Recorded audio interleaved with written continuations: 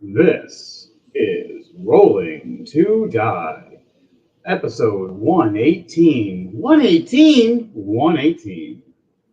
Hit it, DJ.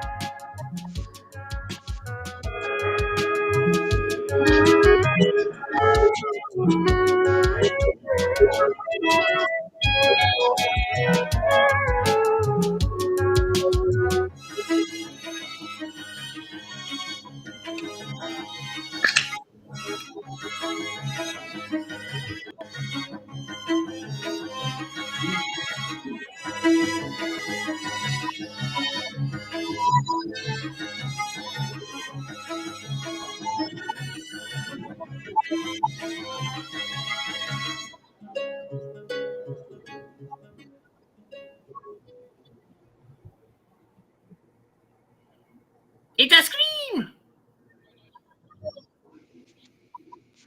Hello, guys, girls, and Squirrel? Bro? it's your main game master here and DM, Henry Monty, also known as Mayhem the Heart's Mace. For tonight, I will be my level 20 Blood Hunter Barbarian Mayhem, the Werewolf King. All right, and we're going to go down the line. Dark Trooper, perfect time. I do apologize for my tiredness. I just got back from walking dog. You're literally on time. Perfectly.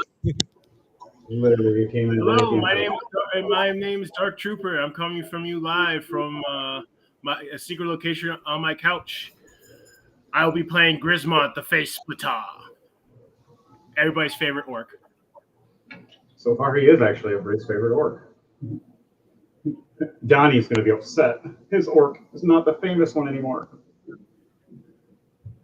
And last but not least, Ladies and gentlemen, and all you Electric Force attendees, performing for you live and also playing as Valnir Nighthammer. Here is DJ Thunderbase. Thunder! It's a scream! oh yes. So, on that, I would like for our three characters to roll to die, please. I would like everybody to roll 2d20. Let me know those 2d20 are, and we're going to go from there for how your character is going to have their day. Is it just us tonight? It might be some others joining. We're not sure. And if not, me and DJ Thunderbase here already have a 20 and a 6.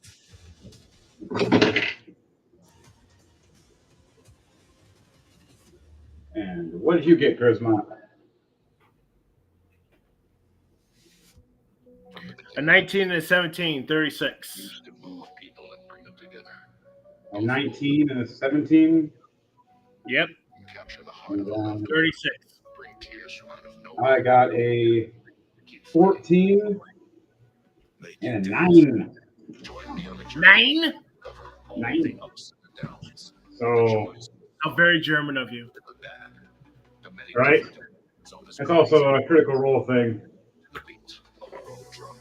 As time passes by, when they grow older, people may come and go. Emotions Excuse me. change, but the feelings we get everlasting. The lights are on. So, guys, girls, and squirrels, this is Rolling to Die. Last week, we left off at facing off against the Mimic God Dragon. We weren't able to actually officially kill him, per se. More of separate him and scatter him across until he can be put back together. 5 mighty powerful mimics combined make 1, as we noticed. But that does lead off into more things involving the mimics later on for the Doom Crawlers and the Blood Saints, known as the Doom Saints, when they work together. Celebrate this crazy As all of you came back and showed back up to your headquarters, your main base, you got a messenger owl. The messenger owl showed up mentioning every single town's name that we left burning or destroyed in the wake during combat of some of these monsters, creatures, mimics, demons, or any other things, or So let's dragons. celebrate this crazy ride. They never stopped DJ Thunder.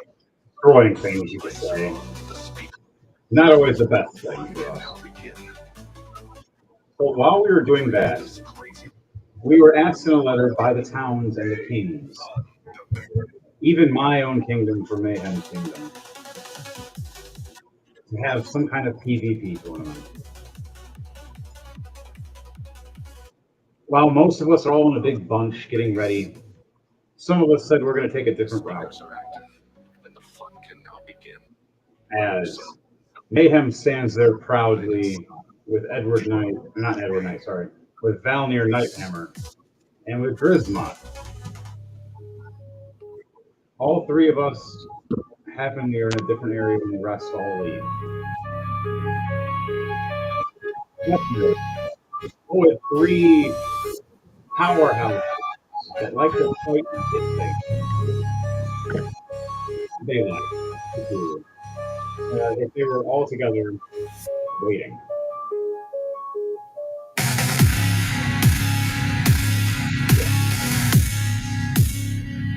All right, give me 1 second, please. The thunder hit the base so hard I lost consciousness.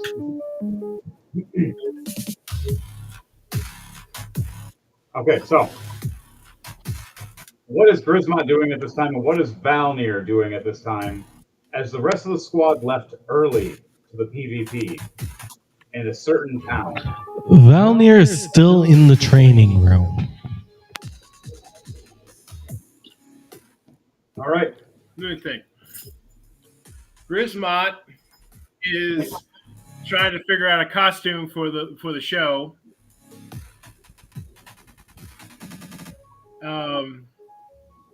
Because he wants to put on a spectacle.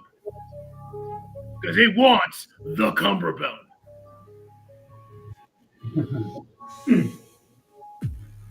So as you have this discussion, mentioning that to yourself in the mirror, getting your gear on, the room down the hall, Valnir is training valiantly with swinging his hammer and trying to make sure he can control his 2 hands.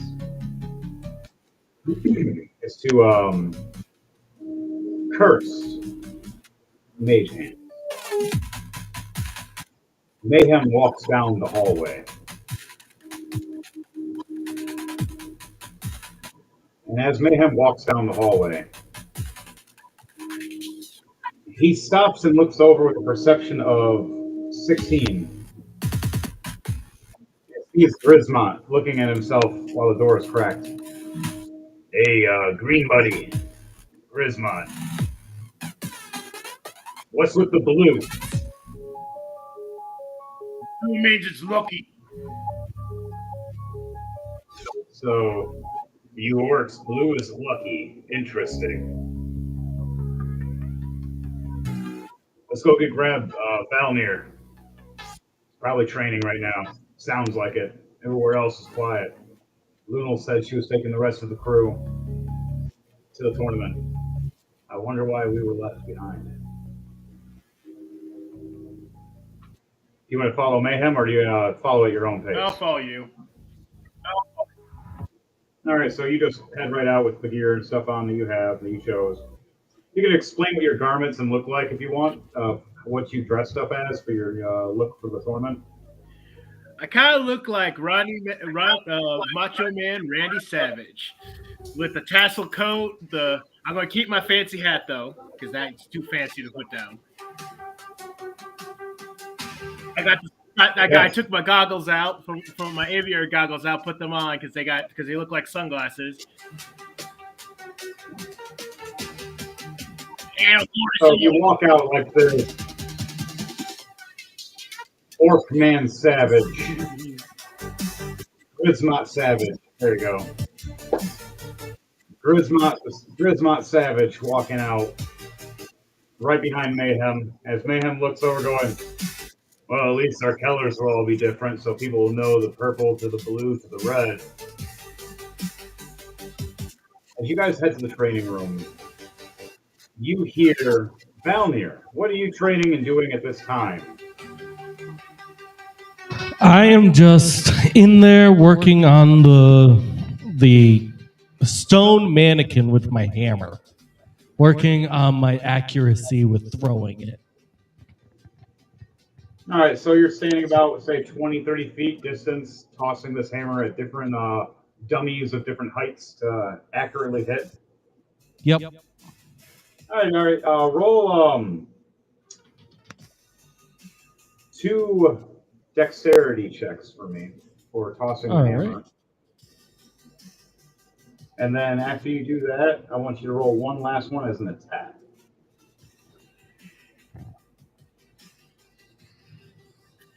Okay, a 13 plus 4, so 17, and a 15 plus 4, so 19. All right, they succeed. You chuck this hammer. Explain to me how you chuck at these 2 mannequins. They're like magical standing there. So I've got it in my hand, and I'm basically chucking it like a side, like as if I'm throwing a boomerang or a stone. All right, you're just whipping it across. Yep. And like making it look cool instead of like a Thor chucking. You're more of literally just trying to throw this hammer whatever way you can to make sure you can throw it at any accuracy. Yep, and the roll for the attack was a 15 plus 12, so a 27. Okay. Explain to me how you destroy the 3rd mannequin. So I get it back, and I instantly encompass the entire hammer in ice, and then just chuck it. As I encompassed it, it also caused the ice to spike up. So when it went, it just basically obliterated the entire mannequin. Okay, so as you did this, you see it hit, and as it first hits, the ice shifts from the hammer to the mannequin, consuming the mannequin in a split second as the hammer is flying into it, shattering it.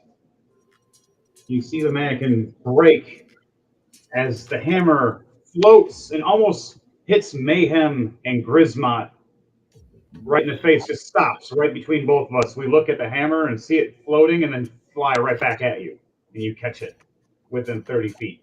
And we're just looking at each other and look back. So I'm glad those mannequins are magical, because the first week you were here, I had to keep buying mannequins. I'm glad Luna put a curse on these. As you see the mannequin come back together, and then his eyes glow, and you see weapons protrude out. Yeah, the more you destroy them, the meaner they get. You see the one that I have. Yeah, we should probably get out of here because I've been kind of taking them down about 200 times. As you say that, and we're sitting there, I want you guys to roll a perception check for me to see see if they are looking at us or not. Grismont and Valnir and Mayhem. do we have I rolled 2 nat 1s. Plus 1. Do we have an advantage? Yes. But Edward Knight over here, the thing about 2 nat 1s, though, in rolling to die is it still counts as a critical. I got a 9. 4 plus 5. But a critical negatively. So, you got a 9, you said? Yeah. Grismont doesn't pay attention at all. He just laughs it off, thinking that mannequins can't be cursed and come back to life and attack you one day. For the training. Mayhem looks over with a 19 plus 8. The 27 goes. He's, as you're laughing and sees Valnir walking up, he looks over side eye and sees 3 mannequins looking, watching us. And 2 of them are watching Valnir walk up, and the third one is looking right at me and Grismont. And I'm just going, yeah, let's leave for a little while so they can cool down. The curse works that way. It's very interesting. Be nice and they'll be nice. Be mean, they'll be mean. By the way, as you see me walk up to a door that has a slot in it and a big giant chain, I throw a grenade into the little slot, close the door, and hang on to it real close.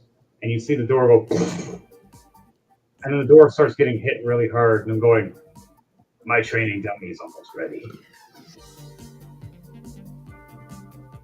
As it starts beating with more arms, going, Valnir, did you throw one of your dummies in here? All right, good answer. We got to go.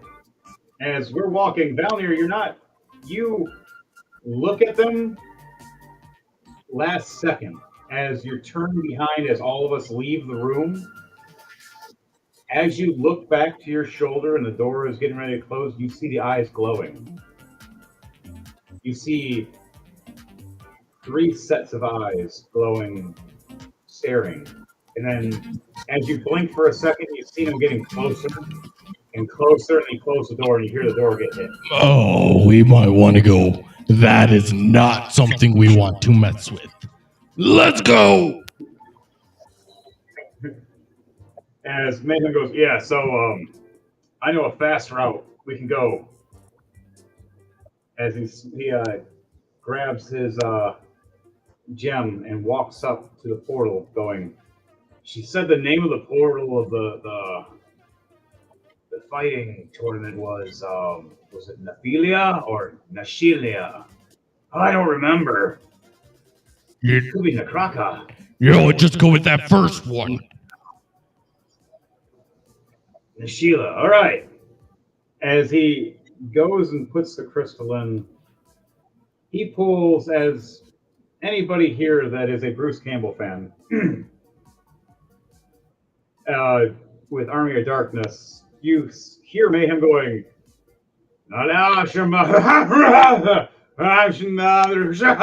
and the spell starts flickering on all 3 of us.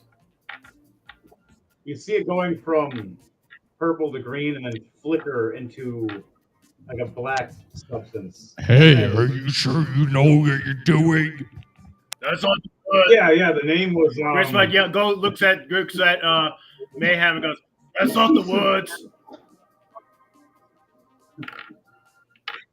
Oh well, it's not like we're gonna go to any kind of like tortured place or forest or any kind of fiery stuff. You As I say that, the last word.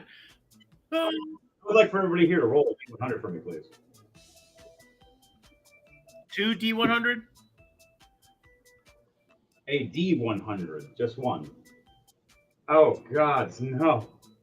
Ah! No. 100! 28. I got the opposite. I got a 1. Oh no, did we swap D100s? I mean, they look similar. No, Give but me your D100s. I just got screwed. Like, Mayhem's gonna... Huh. So, it works into the story anyways. Grismont, you and me are arguing as it ruins the whole spell. It's kind of like the concept you were watching the movie of the Spider-Man one with Doctor Strange, and they start arguing and the spell starts taking their words. No, and we got the thing in between us, just pulling it back from each other. I'll say it. No, you say it. I'll say it. No. And then The only person that teleports perfectly is Valnir. He's like, so we're going and lands back on his feet perfectly fine. Huh. But 20, 30 feet above him, you and me arguing, yanking a crystal in midair. I activate my jet boots. You did.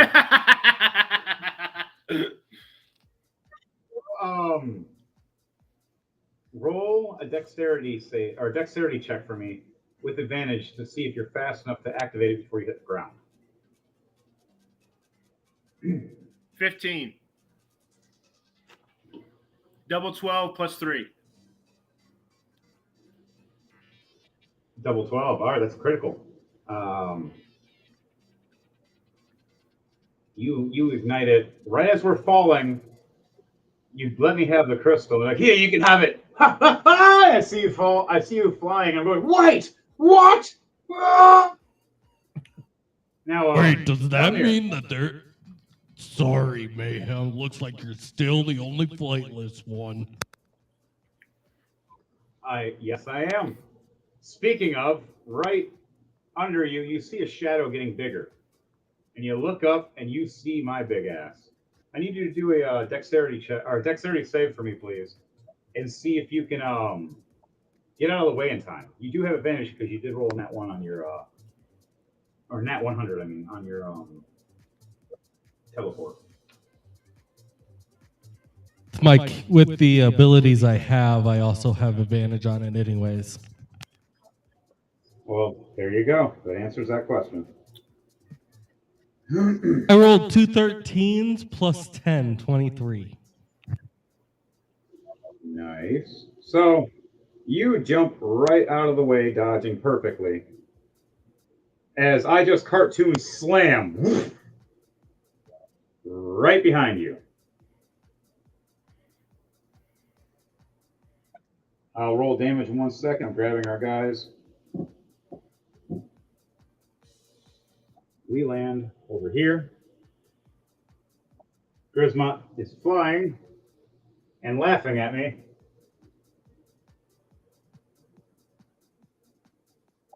Grismont is about here right now.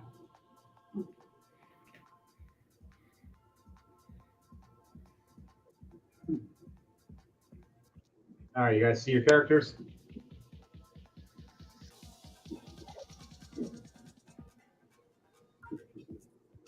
And also, I have a freaking laser. Laser. Now, pound me some popcorn.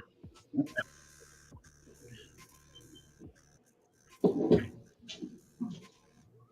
of I laser. do have popcorn. But so while you are there, Grismont, floating above us, you see a small mushroom cloud of mayhem slamming into the ground. And Valnir chuckling. And you see 2 purple floating hands clapping. Grismont, you've never met Valnir before. Yikes! A nat 1 and an 8.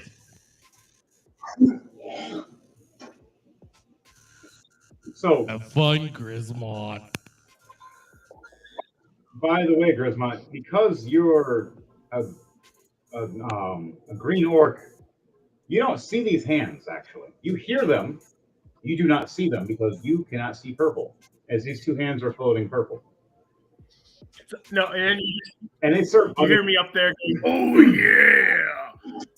How you like them ground like? Yo, yeah. The one that rolled a nat 1 randomly got hit by me as I fell and died and has to be repoofed next turn. But the other one that rolled an 8 is now randomly bugging Grismont. And just randomly, you notice your tassels on your... you notice your tassels moving around roughly, and occasionally your goggles shifting as the hand starts bugging you.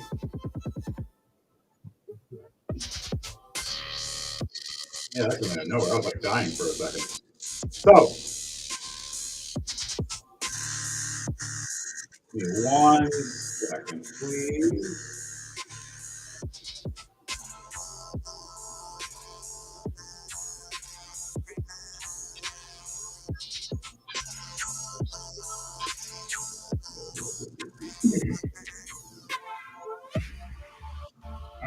There we go. I sent in the private message. So, back into it.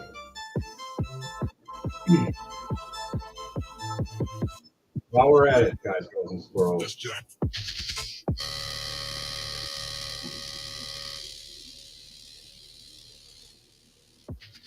There you go. So, I want all of you to roll a perception check now that we're here and the dust has settled, as you have the three characters that landed. 10 plus 1, 11. 19 plus 5, 24. 11.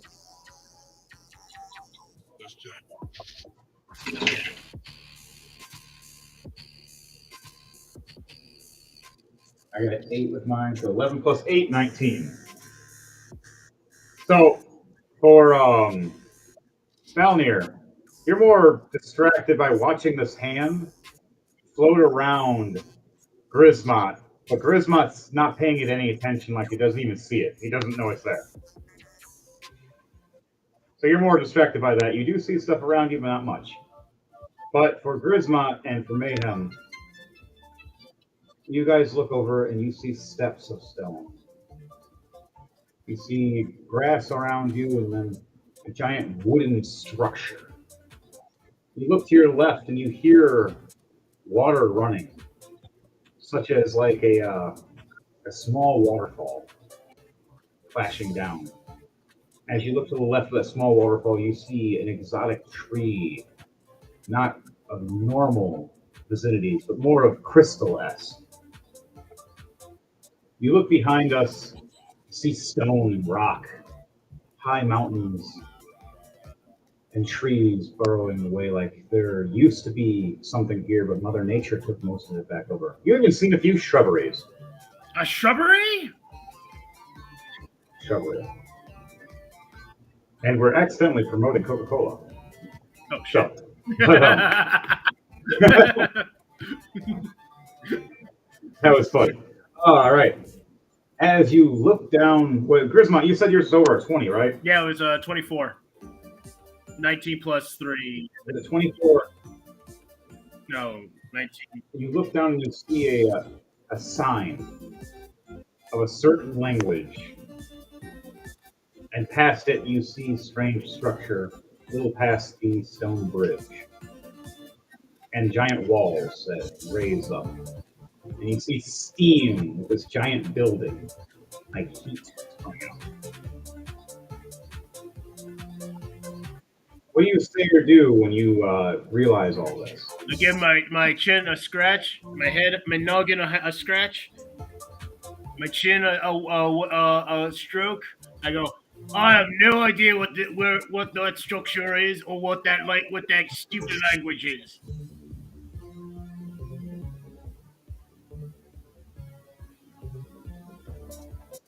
Okay. So, you state that Mayhem looks up at you as he gets up off the ground, taking 11 bludgeoning damage, going, that hurt. You guys all can fly, but me. Yells, rub some dirt on it, you'll be fine. I'm not naked. He gets up and walks away. Yes, you are. Damn God, I can't see what purple is. And he starts laughing. Mayhem walks off. They look over at the sign. Does anybody want to try to read this sign? Or does anybody want to check out this waterfall? Or I'll read it since I've got the helmet of comprehend languages. Well, that kind of just blows my little trying to see if you guys are intelligent or not. Now here, I got this, guys. Mayhem's like, I'm about to read. Ah, shit, I can't even read that. Yeah, it says this. Ah, damn it. So your character goes and reads it?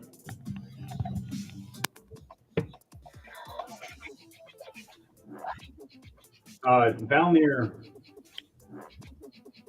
reads this language and reads it, noticing 3 times. All 3 times in different languages. One after another after another. saying the same thing. Warning for those who enter. Anyone that goes past this point will be in danger of traps. One language, Draconic. Other language, speech. Last language, like the devil speech or the demonic speech. And then it says at the very bottom, in Elvish, Dwarvish, and in human or common. Walk in, welcome. Two of those I naturally speak anyways. Oh yes, it's just a concept of the trolling of the sign. 3 languages say it's danger, watch out. The other 3 languages are the complete opposite, say come in. Oh, we should probably be careful. Looks like there's traps ahead. What does Grismont say to that when he hears that? What do they say? You'd better be careful. Looks like there's traps ahead. I go, oh goody. What I always like to say. I'm really good with traps. All right. I grab You guys want I to go chuck and towards the trap. It's like, see? I get the fellas use it. what'd you throw? The I trap? grab one of you guys and chuck it towards the trap. All right, so first off, you're going to do a grapple check to see if you can take on another tanky guy because all 3 of us are big. Me and Devontae are both Goliaths. We're not normal Goliaths. We're both were-Goliaths. Yeah, fine. I was just a joke anyway. Oh, I know, but hey, if you do it, we roll a grapple check, and then you got to roll a strength check with me. And if you succeed, you could toss one of us. If Be not, you can cool. throw something else. It's up to you guys. Your imagination builds the story. Okay, let's try. I have things set. It only goes so far. Let's try. Who are you grabbing? I think I'll grab Devontae. All right, so there's Valnir on your left. You just grab him by his scruff. Let's see if what do you roll for? Both you have to roll a strength check for me. With yeah, you're technically catching. Valnir off guard. 17 I get plus advantage? 4. Yeah, you get advantage. 17 plus 4, so a 21 for you. Yep. All right, what did Grismont A get? 12. I totally failed. Damn. Whoa, So, what on earth are you trying to do? Comic You know relief. what? He tries to I grab am you. going to try and grab you. all right, grapple back. A strength 16 check, plus and, 4, Grismont dirty rolls. 20. All right, Grismont, what'd you roll? Can you counter? 19 plus 4, 23. You beat him this time. This starts being a struggle cuddle. It becomes a PvP in its own manner where we're player versus everything right now and player versus player. So this is interesting. First, Grismont tries to grab Valnir. Valnir's like, what the hell are you doing? It counters Grismont, shifting Grismont with a wrist lock. Grismont flips the wrist lock around and chains with Valnir, locking up with it, doing wrestling grappling. Shifts right over into a headlock as Grismont gets him into a headlock, countering Valnir. After that, when you go to lift him up, Mayhem walks up behind both of you.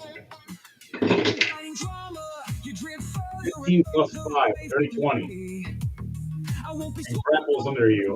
Grismont, roll a strength check and see if you can counter my strength that's coming up behind you. You got disadvantage though because I'm behind you and you have no idea. I rolled a 4 plus 4, 8.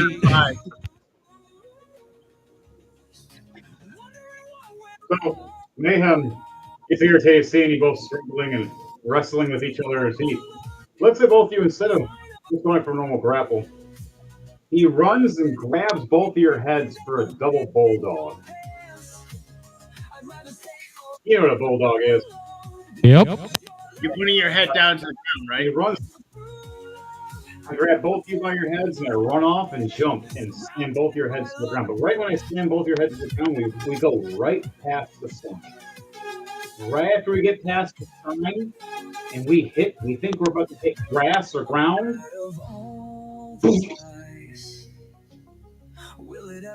We hit shallow quicksand. You get quicksand? You guys are kind of in it face first, but you notice it's only within a certain waist deep. You can still shift it. Mayhem sitting ass first, going, what is this? I need everybody here to do a strength check for me to make sure you can stand up without being stuck.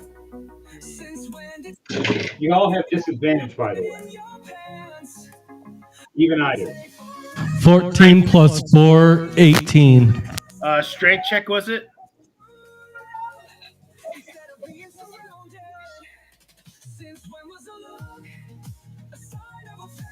$14.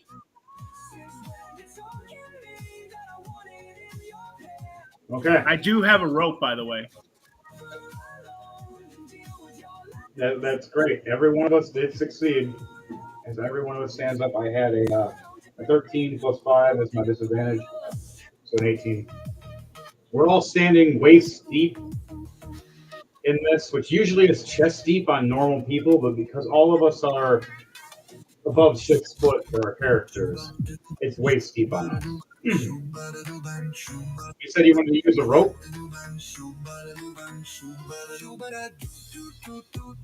Grismont, you mentioned you wanted to use a rope? Yeah, I have a rope since it's quicksand. I can throw the rope at, tie it to something, and tie it to one of my axes and chuck it so that way it can hook onto something. We can pull ourselves out.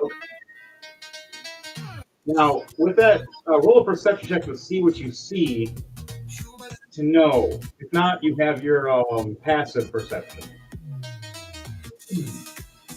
14 plus 5, 19. You look around while you're grabbing and tying this knot around your axe, your boomerang axe. You look around and you see the stone structure that's built around, and it's within 15 to 20 feet above us. And it has a ledge, meaning you can hook the axe. Would you like to try? Yes. It's a 50-foot rope. All right, I need you to do a acrobatics or athletics to jump this, and then a strength check. You need to be accurate for acrobatics or athletics. I got a dirty 20, double tens. Okay. It's a critical. That means double tens. You're able to chuck it in there. Explain to me how you check this. We got to do a strength check though. I got for the 9 for perfect plus, distance. I got for the strength check is a 9 plus 4, 13. Okay, you got over a 10. You needed at least a 10 to get there, a 12 to hook it, but you got over that. You throw it perfectly, and it hooks right between the metal bars that are bracing between the stone. As you do that, you hook it and you brace yourself like, aha!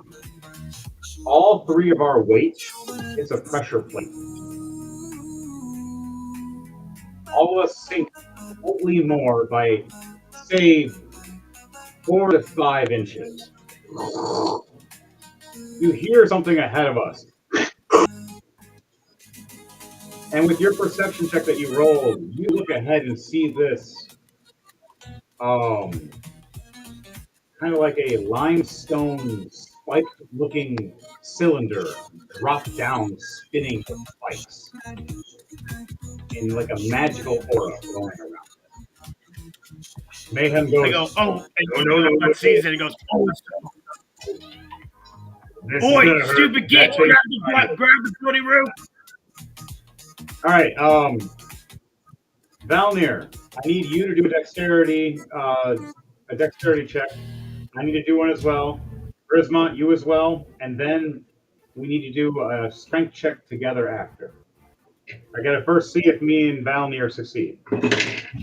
Do I see it Do you wanna for the roll that? dex? Yeah, Rolled a dexterity. 17 plus 1, 18 for my perception. For the dexterity check, I got 19 plus 3, 22. Okay. For the strength check, I got 14 plus 4, 18. Okay. All right. I got a nat 20 for Mayhem. As Valnir, you look up and see this white, like stone-looking structure of spikes, cylinder-wise, dropping down, spinning rapidly, glowing of a magical aura. After we stepped on some kind of pressure plate that was in the sand, the quicksand, purposely, as it's not meant to drop us under the ground. It's just meant to stick us there long enough. Okay, so I can see what we're making a dexterity save against. Yes, and we have to yank on this rope together, and all of us pull up to get. Is it a save or a check? It was a check, and then no, Okay, sorry. then I got a nat 20. Oh, a save? Yeah. Then I got a nat 20 plus 10.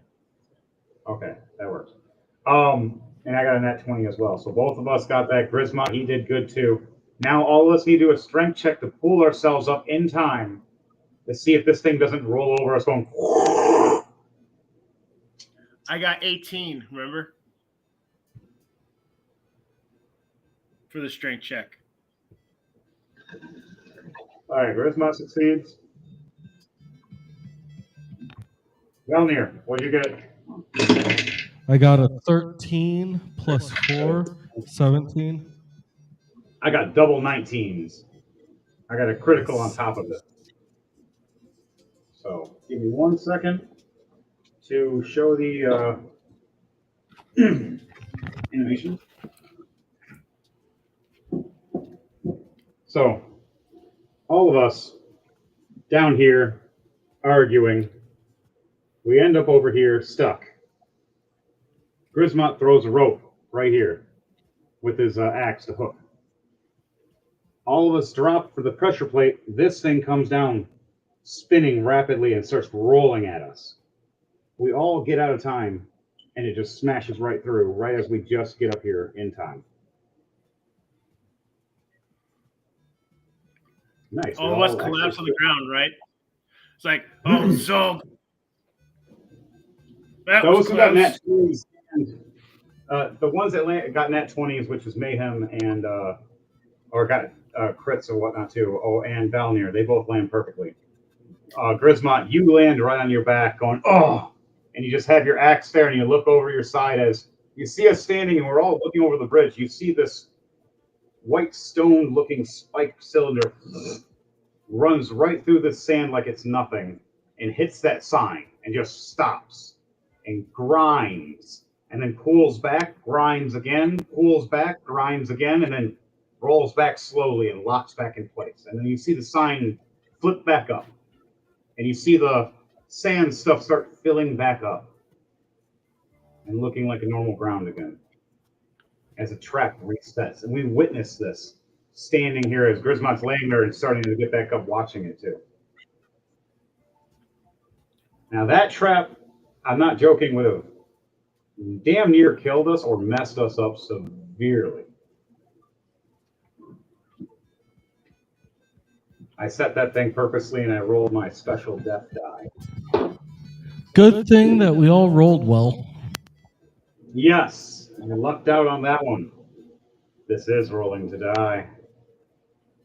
So, now that we're all here up here, what does everybody want to do? Do you want to do another perception check? Now you're at a higher point. And now that you're at a higher point, there is an advantage. 18 plus 1, 19. 19. What about you, Grismont? 13 plus 5, 18. Okay. And we may have 17 plus 8. Okay, 25. All of us look around. We see the higher of where there was buildings where we were standing at one point, and everything had nice structures. It looks like the front area of this has not been really maintained or done anything within a long time. You do look over where the waterfall was. There's a woman standing there in the water, watching us, and walks back in the water, slowly backing up and disappearing into the water. As we look around to our left and to our right, we see paths of steps that head downward past the wall to where the doors may lead inside. One door says a direction of one way, the other one says another room for a different way. Your choice between us three. Now, do we want to split the party or do we want to stay as a group? That is up to you guys. I'd say stay as a group this time. I'm fine with staying as a group. Mayhem looks over and agrees. I think staying as a group is a smart idea when we have a small party. So, No healer. the question is, oh yeah, by the way, yeah, no healers. The only person that knows any kind of magic technically would be Valnir. And none of his stuff is probably set for healing. I know animal friendship, speak with animals, and fear. I can make people scared of me. That's all my stuff is damage Besides- stuff. I don't even have any health stuff. I'm a sorcerer, not a healer. The only health stuff I have is that affects me only. Well, the thing is, what I would suggest for you sometime, Valnir, if you still do know basic healing abilities, being a sorcerer, you can always give yourself healing hands just to heal yourself and heal others when you need to, as just a cantrip. As just one of them later on. Not saying right now unless you want to, but that can be a very useful thing for you in the future. Because also, good thing while you're beating someone's ass. Wham, wham, heal. Wham, wham, heal. Why do you keep touching and slapping your thigh? I heal myself every time I hit myself. What? Whack. I don't have it. Oh. Yeah, I don't have any Yeah. healing stuff. There has to be one. If you're a sorcerer, you know at least one. There's one at least basic level 1 healing spell. I know it's in there. You just have to look, but that takes time. We don't have to right now if you don't want to. Yeah. But while you're figuring that out, all of us are sitting there. With the advantage of the perception we all saw, we do see some other adventurers. You see an elven folk man, a human man, and a dwarven woman, all arguing and talking, coming past the trees of the tree line and stones. A Talking pointy about git, a short git, and a humi. now they're walking up and they see the sign and they go, "Oh, hey, we can go this way. This would be great. Oh, look, it's so pretty right now. When did it get clean?" And they see us three. Are you guys, the cleaners? Thank you. This place has been dirty for a while, ever since, the certain people locked themselves in the castle. And then that's the human phrase. He's saying things, but he's looking over going, "You guys got any money?" The elven boy, "What? Wait a minute, you got a bloody orc on your guy's side. Goliath's are one thing, you guys are imbeciles, but you're are you that stupid? You'd have an orc on your side. You two dumb Goliaths. Like, seriously. Hey, I'd be watching who you call dumb. I get up real close to that elf and go, "Who are you calling a dumb, you pointy head git?" All right, well, mind you, we're about 5, 10, 20, 25 to 30 feet yelling at each other from across as they're standing, say, at the very edge of the sign before the trap. They're being rude and disrespectful. Even the dwarven girl going, yeah, even I wouldn't do that. And I got the weirdest friends. I even have some Goliaths, and I know this smarter than that. All orcs are evil. Kill it. And I need them both to make a dex save because this is a cantrip and it reaches them. Yeah, Mayhem puts his hand on your chest, Valnir. And he gives you a look. Let him cook. And what is this thing you're gonna do to him? Acid splash. I can do it up to 60 feet away. He's gonna start a fight. What I was suggesting is just let them walk in, because for them the sign says one thing because they're elf, human, and dwarf. But for us, we know what it really says. But also, you're enticing them for yeah. But They could come up to us as well. Still sets the trap. Exactly, it'll force them to come in. Okay, so here's what they rolled. The dwarven girl, a 2 + 4.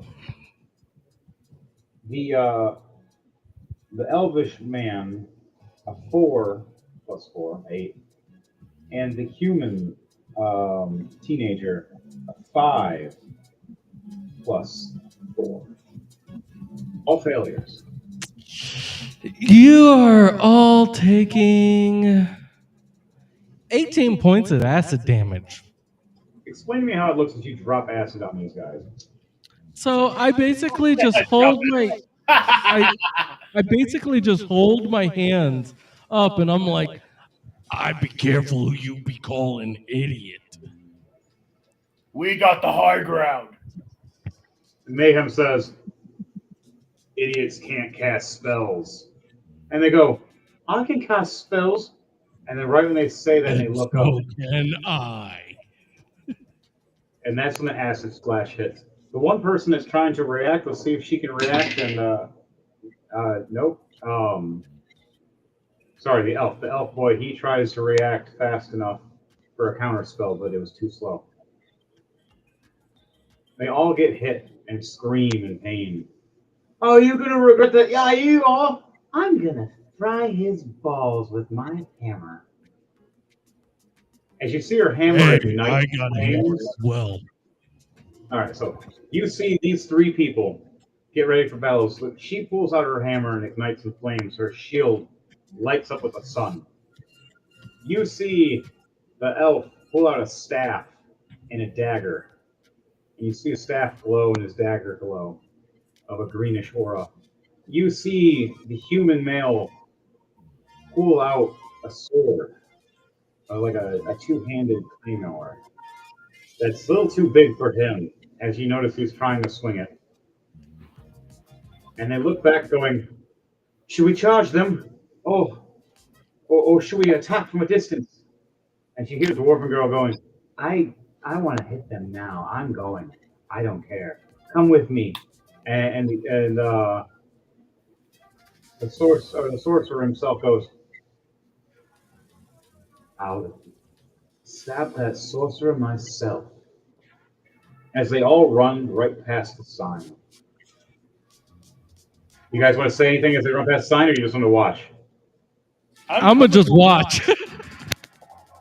I just start chuckling. You start chuckling, and Mayhem goes, can you guys read that sign? Yeah, it says that it's all welcome only, yeah. And some other gibberish at top, but we don't know that. And they all get stuck. The dwarven girl is up to her neck. Very bad for her. Right at her chin. You see the elven boy up to it, past his hips, up to his chest. And same thing with the human boy up to his chest. Now, the pressure plate hasn't activated yet.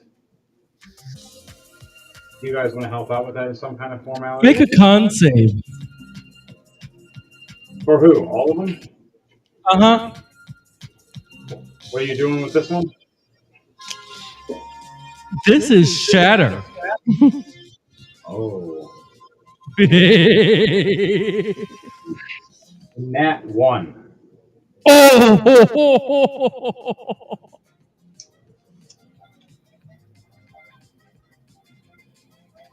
Explain to me how Shatter looks and what it does to them as it comes down crashing on top of them. So it's basically a loud ringing noise that comes down with the force of thunder. That works perfect. So, horrible noise comes in their ears at first. They're trying to reach to their ears, and this thunderous clash hits. Shifts just enough weight to hit the pressure plate. You, Grismot, and me, we all hear the crash. Doing 29 points of thunder damage to them. They're not dead, but they're hurt, about halfway apiece. And they go, when we get out of here, we're going to kill you. Yeah, we're going to. And then you hear one of them with their perception. Yeah, only one of them out of the 3 see. Oh, what is that? Oh God, I can't move my arms fast enough. I can't. No. And it just starts dropping. And Mayhem goes, you could have joined us. Been nice. Because you guys are assholes. Dicey dice. By the way. No crunchity crunch crunch. Right? And Mayhem goes, hail to the king, baby.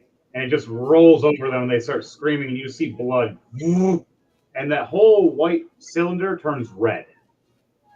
Oh, yeah.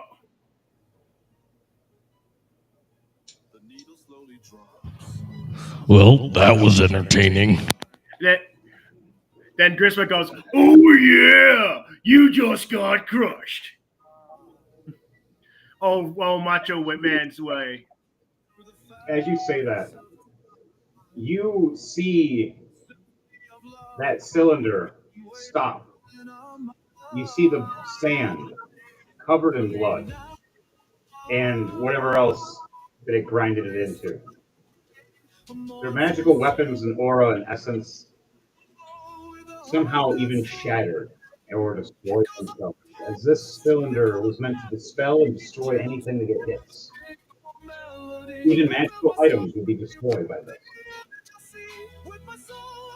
You see blood start soaked up fast by the sand at first, and then you see it get soaked under the sand.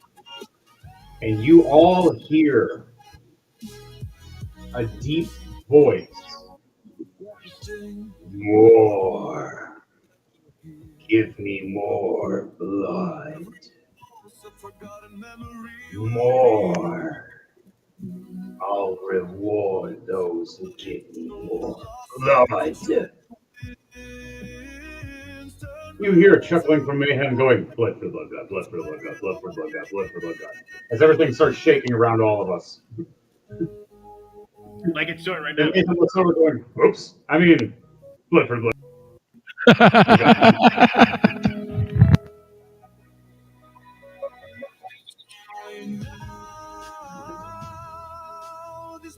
Mayhem is chaotic.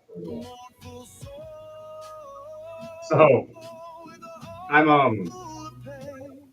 follow rules, but I go to the painful extreme. So, what do you guys say when you all hear this? Did anybody say a reaction except for Mayhem chanting blood for the blood god? I go, you ain't getting none of mine. Mayhem looks over you and goes, I think it usually wants us to make more blood. I'm cool with that. Oh, blood. That should be I'm like, easy. Okay, I like that. I like making bloody things. All right, so now we got to figure it out, guys. Left or right? Right leads us to one path to a narrow passage down steps, and left does the same. But you notice there's different illuminations It's much brighter on the left side, much darker on the right side. Which do you guys choose for team? Or do you guys want to roll to die? Roll. All right, everybody roll 2d20, and by the numbers will be the determination of left or right. A 10 and a 9. What are we rolling? 2d20. Roll to die. 2d20 are. Yeah, roll to die.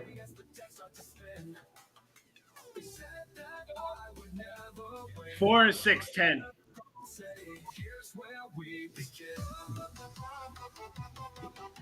Okay. I rolled a 12 and an 8. We're technically tied. I need everybody to roll 1d100. Just once. I got a 66. Oh, wow. 92. All right, I guess we're going to the right.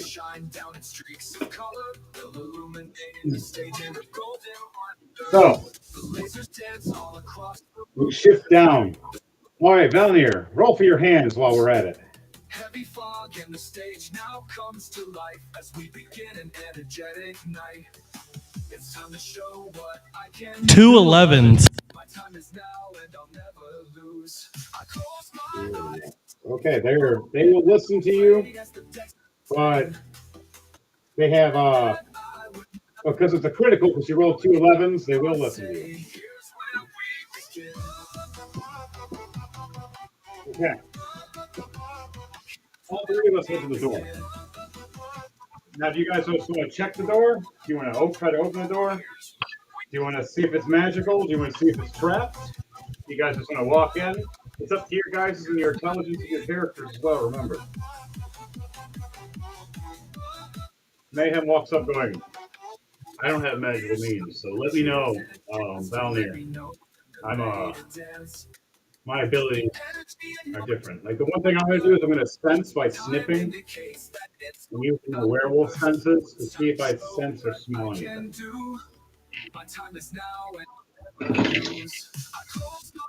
11 plus 8. I have no way of being able to tell if it's magic or not. Okay. Charisma, anything you want to do before we decide to open this? No. Just open it. All right, so Mayhem reaches for the handle. Unafraid in the least. All the gears are greased. I have to make a wisdom save. I need a 12. I just barely passed. Mayhem puts his hand right to the handle and senses some energy. He pulls his hand back, and right when he pulls his hand back, he watches the handle turn red hot. And he goes, it looks like there's a trap. He touches the door that's wood, though, and realizes it's normal wood, and it's not active. I only think the metal is magical means, but not the wood. Whoever did this was not smart enough, I guess. I'm going to roll a history check to make sure I know enough. Or Arcana. Here we go, Arcana. Nat 20. Perfect. And my Arcana is, what is it? It's a 2. So a 22. Mayhem knows the magical means and understandings, goes, Charisma. Lift the bottom of the door. I'm going to drop kick that hell out of the thing. Or I'll let you drop kick it. In fact, it'll probably be better if you drop kick it. Your character is technically heavier than my guy. So, and you're above me in the steps, so you have a chance to do a running drop and do extra damage from a drop. My guy's at the door. So do you want to do a running drop kick? Or do you want to do a running smash into the door? So I'm going to lift it up to the hinges so the hinges pop. It's leverage, baby. All right, Grismont, roll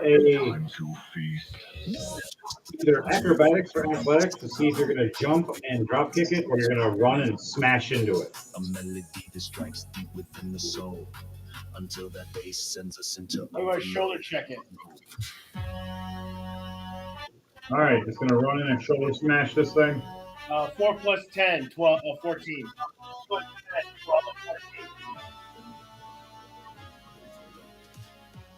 14.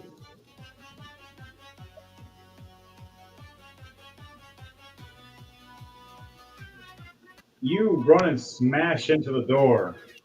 Did you do it with advantage? All right, now roll with advantage because I'm lifting to help pursue the door. 14 will not get you high. That's right. 25, 15 plus 10. There we go. All right, so explain to me how you run right through this door and smash it off the hinges as I leverage the hinges to pop off as you smash into it. I back up a little bit, a couple of steps to get the running start, then just run toward it and just shoulder check it into the door. All right, so is it like the cartoon running back? You're like, do-do-do-do, and then you run back a little more, and you run back a little more, and then Yeah, you go, that's fine. Yeah, let's do that. oh, that's good. So, as Mayhem tells you this, and he looks back and just sees you running back, and then running with your feet like cartoony, and he goes, oh shit, this might hurt. As I try to shift over to the side and lift up to leverage it. Valnir, are you going to help leverage the bottom of the door, or do you want to try to just hold yourself back so you don't get hit by a group? I'll help leverage. All right. So both of us need to roll a strength check as he's smashing through this door. A nat 20, and then the other one's a 19. So A 19 plus 4, 23. Grismont, as you smash right through this door, explodes. As we thought it was just going to come off the hinges, no, you literally just made it just shatter all the wood off, and this metal pieces hit everywhere. It's now we have all entered into this room.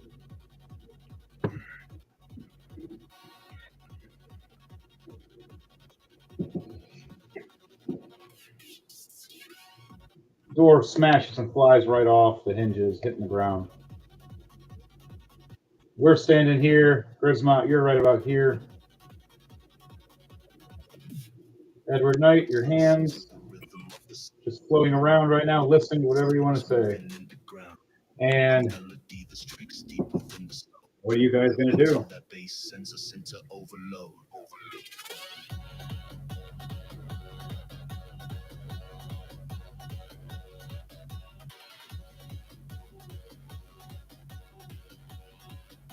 All right, what are you guys doing as you guys enter this room? You gonna roll a perception check for me, or you want to check the place out?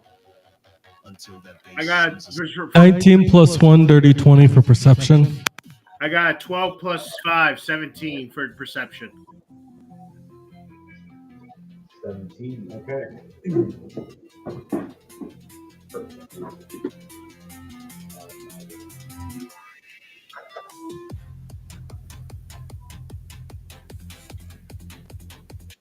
Okay, all of you, you look around, you start seeing people, Cool. guards, soldiers, all red-skinned and angry, high-ranked hobgoblins. Well, ickle little Gretchen.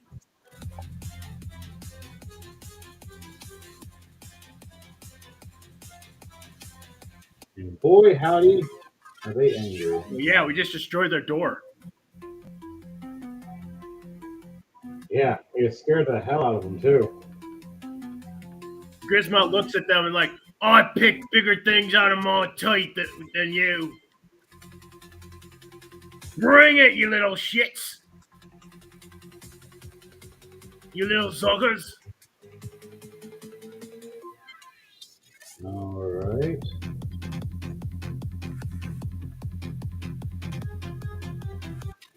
you go. Creatures, monsters are set.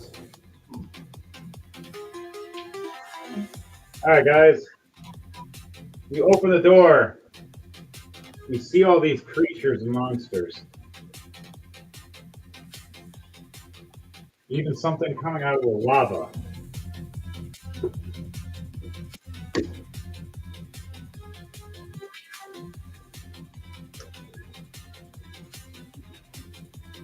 And a random wall fell. So,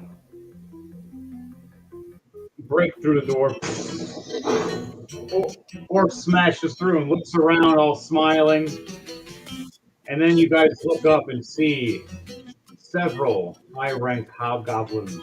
One monk sorceress one standing at this table of onyx with this glowing, shining onyx spiritual object that's glowing an aura of like a purple swirl around it, a little bit of red. You see in the lava and in the molten magma itself, a creature of multiple arms and blades pours and looks out at you all and dips back in. A bunch of these goblins pull out their swords and their weapons. For those who rolled over a 16, look up and see two archers at the bridge above, where the third floor is. And they see a sorcerer where the bridge is. I would like for all of you to roll initiative, please. 8 plus 4, 12. 18 plus 3, 21.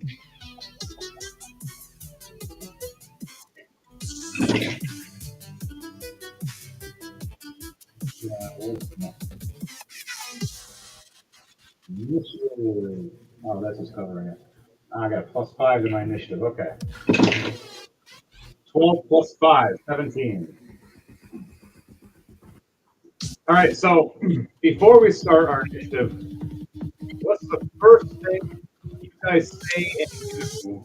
And I'll allow each one of you to have a reaction, such as like one small attack or cantrip, nothing too big though. What is the first thing all three of you do is like a big surprise? I click my heels and fly up to that bridge. Up amongst the archers and the mages.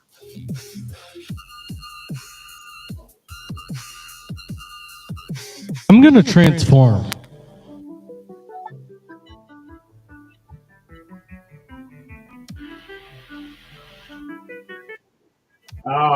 Into your werepanther? Yeah. Perfect. I was going to transform into my werewolf. Grisma, what was the thing you were going doing? to fly up to that bridge and deal with the archers. That is. Okay. I'll let you fly up there as high as you can. How many feet can you move with your flight? Let's find out. How many feet high?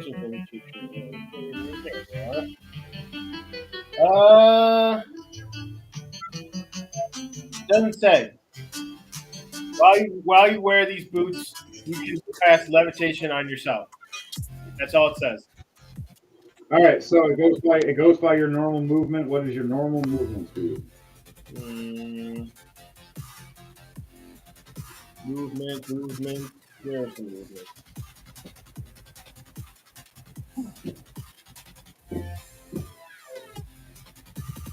Where would I find that? Movement speed should be in Edward. I'd be under speed. You can help them real quickly. Thank you. Yep, speed and defenses is where you'll find it.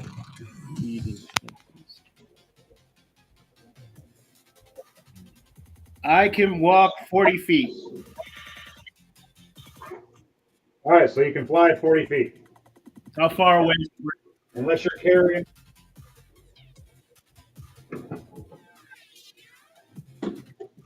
Okay, so you can fly up. You can fly up 40 feet, and then you can only move maybe like 5 or 10 feet ahead after that, and that's about it. Can I do it? Can I get onto the bridge in one go? You would have to, not right now. This is just one reaction I'm allowing you guys to do, or one attack. Your reaction is starting to fly up and get ready, which you will be the first one to start when it is your turn, which you'll start your movement back over again. Okay, then that's what I'll do. So you just wait until that turn part. No, I'm gonna All right, Edward Knight. fly up with that action. So what are you gonna do? Not Edward Knight. Okay, yeah. So you fly with that action. So it'll give you a little more advantage when it's your turn. Valnir, what are you doing for this? Okay, so I'm a first. So are we on actual turn now where we can actually attack, or? Not yet. Okay, This is then, just then one, I already did mine then. I turned into my were-panther, remember? No, you're right. I'm wrong. Thank you. And I turned to the werewolf. I'm just looking for your character. When you have so many cases of characters, it gets a little ridiculous. All right. Mayhem looks over, smiles, and transforms into his werewolf, ripping his flesh off and screaming and howling. And then as you transform into your were-panther. Now, we got to do a fear check for them in a second. Just trying to find you, wherever you are. Whatever, I'll substitute you. This will work. So, watch you do this one. I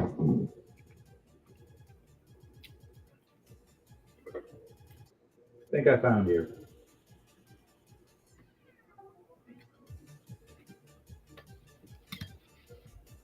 Ha, no, that's hilarious. Okay, so we transform. We got to do well, they got to do a fear check, which I got to do in 1 second. Yeah, I do not see your character. I placed him somewhere. I'm just not sure where. Unless I have him in the giant models already. But back to it. All right, I need you to do an intimidation check, Valnir. You have advantage, by the way, because this is a big surprise for them.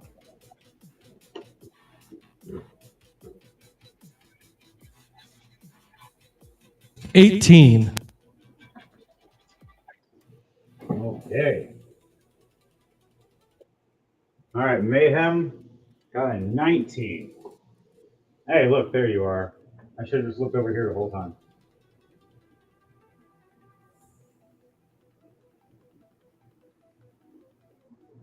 That fixes everything. 19, but I do have advantage. First one was that one. The first one was that. Yeah, I'll take the other one. 19. So, you transform, I transform. All these guys. 15, 18, 19, 1 success, 8, 11, and 3.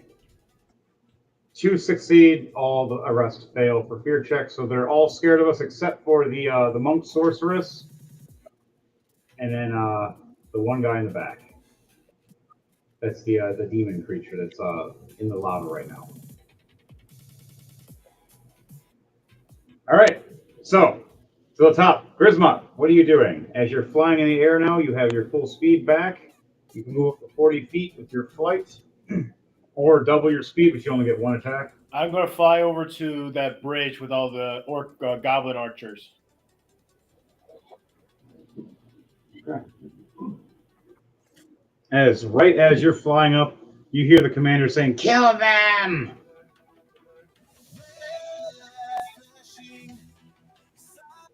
You fly up this way. Now, do you want to fly and get on the bridge, or you just want to fly around the bridge and attack? I'm gonna fly onto the bridge and disrupt the archers so they can't hit you guys. So you're going to get on the bridge. All right, so you fly on the bridge. Need you to do a dexterity check, please, to make sure you land on this bridge safely before they attack you. Do I have advantage? Yes, you do, as you surprise them flying up. 22. Next +3. 42. Okay. So you land right there, right next between one archer and another archer. You're right in the middle. What do? You're a Grismont in the middle. Not a monkey in the middle. Grismont in the middle. I use both of my axes to hit both of those archers as I'm landing. All right, roll. All right, roll 2 attacks while you're coming down with these 2 axes. Like a flying aerial attack. One is 14 plus 10, 24. Another 24. All right, so roll damage for me with your attack and then fire damage. One's 4 plus 4 is 8. The other one is a 9 and 2d6. Plus the 2d6, plus the 4d6, 5, 4, 1, 5, 3. That's 14. Okay. So you hurt them and surprise the hell of them, slash right down on them, and they're bleeding and they're looking over, trying to pull their bows back, and they're just in shock. You just jumped up, flew in the air, and just landed over here, kind of like a Hulk, in a matter of like a couple seconds, like maybe about 6 seconds. So this is how it looks when we first enter in. We walk in, smash in. You see Mayhem and Valnir look at each other and transform and go, "Ow!" And then Grismont just jumps in the air like he's like a Hulk jumping, flying up. He lands right on the bridge with both his axes, slashes right down with these 2 guys. All right, Grismont, that's your first attack. With each of those, you still have a bonus action. What would you like to do with that? Could I throw one of the archers off the edge? You were going to have to do a strength check first and grapple with him. Do I have advantage? And then from there, yes, you are bigger and stronger than him, but you will be risking shot in the back by the other one because of it. 14. 10 plus 4. All right, he rolls a 7. But his buddy that was shooting you in the back with an arrow right as you walk past his 5-foot range. I'm going to use my reaction to cast up my magic shield to protect him. All right, so explain to me what this magic shield looks like. What color it looks like. Kind of like a spear shield. It's like a translucent blue almost like a translucent icy blue, kind of like your light there. So for an orc, seeing a random blue shield appear right in front of his face, for him, he believes this is good luck. And do you believe you can make a shield like this in the future? Randomly just appear in front of you, Grismont? Yes. All right, you got to roll 2d20 the next time to believe, and you can make a shield randomly appear in front of you to protect you from someone doing a surprise attack. Do I do it now or next turn? You could do it now if you like. If not, you can do it next turn. I'm not going to remember next turn. All right, do it now. Roll 2 die. 8 Roll plus 2 6, die. 34. All right, you believe it so. As the shield, you see it appear in front of you because of Valnir. An arrow hits and stops in its tracks and then hits the floor as the shield dissipates from a blue aura from nothing. And you're going, I can make shields out of nothing. Yeah. So, back to what you were doing with the other guy, Chucky McGee. I'm going to pick him up by his belt You and wanna- by the bridge of his belt and the back scuff of his head and just throw him over the edge. All right, roll a strength check for me to see how hard you throw this guy. As he failed.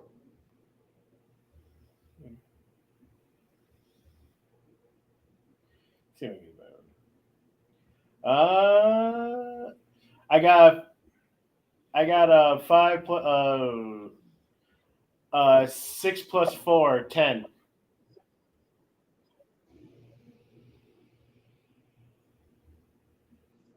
Six plus 4, 10. All right, the 10 just succeeds the threshold.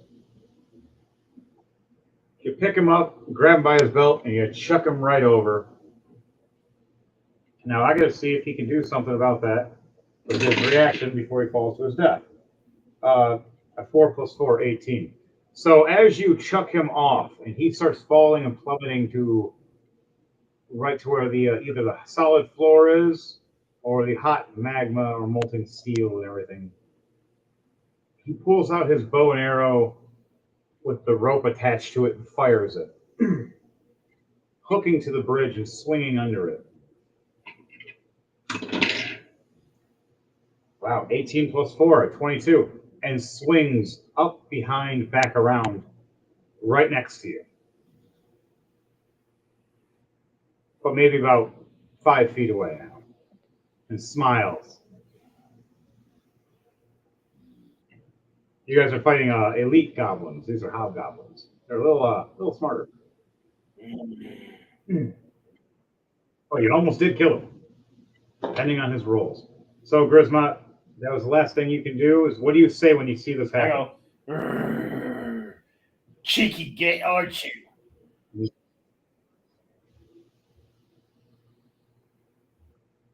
As he smiles. All right. Now it is Mayhem's turn. He pulls out his 2 maces. He grabs both and slices them across his biceps, taking 1 damage from one, 5 damage from the other, so 6 damage of bleeding damage to Mayhem in his werewolf form. Turning both of his maces into ice. You see a necrotic, purplish, bluish ice, a form at the edge of both of these maces. And he's going to bum rush and attack the first hobgoblin to his right with a sword. 17 plus.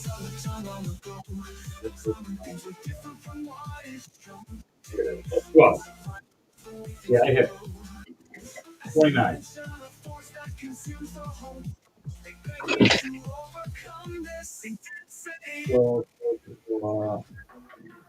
19. All right. 31 damage for the first hit.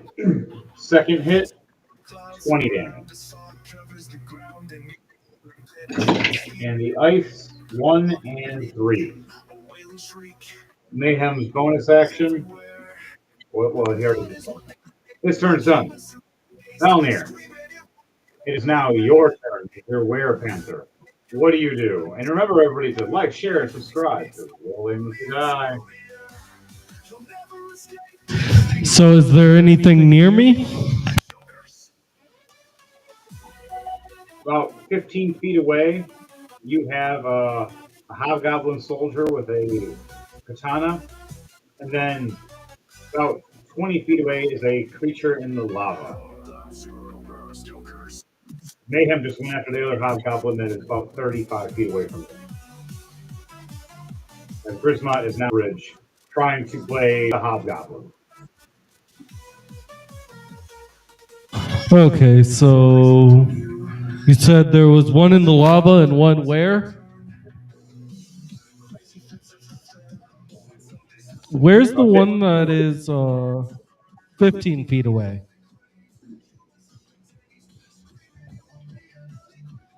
Where's the one that's 15 feet away? Right here. Okay, I So- need it to make a deck save. And then there's a lava creature this direction. So you're right here. I just attacked this guy right here. Okay, I'm going to use my bonus action and one of my 2 actions. Both of those creatures make a deck save. 13 and a 13. And both got Oh. 13. So the one that is the closest to me is taking 14 points of acid damage from Acid Dragon's Breath. And then Okay. the other one, the one in the lava, is taking 26 points of lightning damage. And then they are both taking an extra 7 points of lightning damage on top of that. Wow. So you severely hurt both of them. You didn't kill them, but yowzer. The one with, did you do any fire to the lava creature? I did lightning to that one. Okay, lightning, yeah. Okay, I was going to say the fire would just heal him. Yeah, that's why I did lightning. And my guy doesn't do fire; he does ice mainly. Ice, acid, and lightning is Valnir. That works because that's more likely that will happen. And then So- for my last attack, the one closest to me, I need to make another dex save. Another deck save. A 10. Okay. Then he's taking 14 points of bludgeoning damage from Tidal Wave. All right, water does double damage to this creature, and so does ice. That's Okay, 28. and the water damage says With a presence that could block out the sun, an aura that could make anyone run. There's no escape when you 1 point of water damage. decay for those who resist. Or wait, no, that's a level 3, not a level 2. So what is it then? 8 for points correct? of water damage. 8 points. So it's doubled and it's 16. Yep. So you do that. You hear it screech. And it tries to jump back into the lava. As you hit it with water, and it screeches more. Okay. And That's all I can do. Now it's the hobgoblins' turns. And they are angry. Hobgoblin 1. Missed. 6 plus 5. Hobgoblin 2. A 10 plus 10.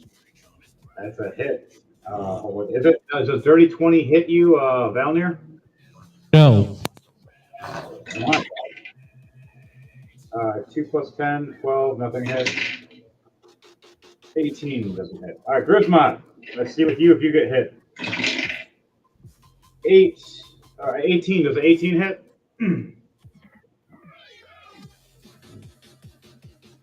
What is your AC for Grismont? Oh,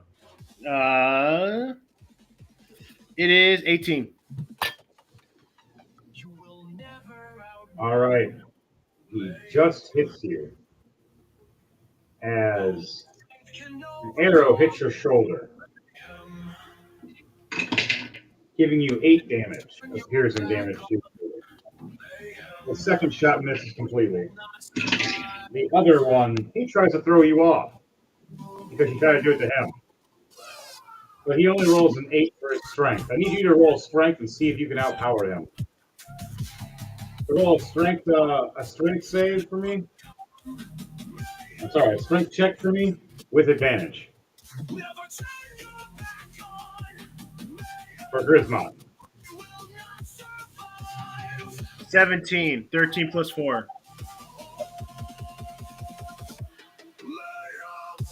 All right. How do you want to do this to the archer that you try to throw him off first? Now, when he swung back, getting all cocky, he tried to throw you off, and you just spun him back around to throw him back off. How do you want to do this? Since he's flying off into the lava. Can I just kick him in the midriff? Yeah, it can work that way. Since he tries to grab you and chuck you, you spin him around and Spartan kick him just right in the chest, right off the bridge. And you just see him flying off, trying to grab his bow as he's falling back and realizes his bow is back on the bridge. As you spun him around, it flung off his back. And as he looks back, and all he sees is red and orange, and he goes, no! Right into the lava. He just melts away. The Grismont goes, ha! Finally got you over me bridge. One archer down, one to go. Now he's Grismont, I need you to do a wisdom save for me, please. Do I have advantage? No, you're being surprised by a sorcerer.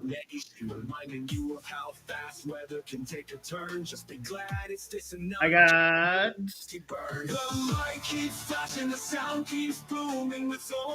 14. 14?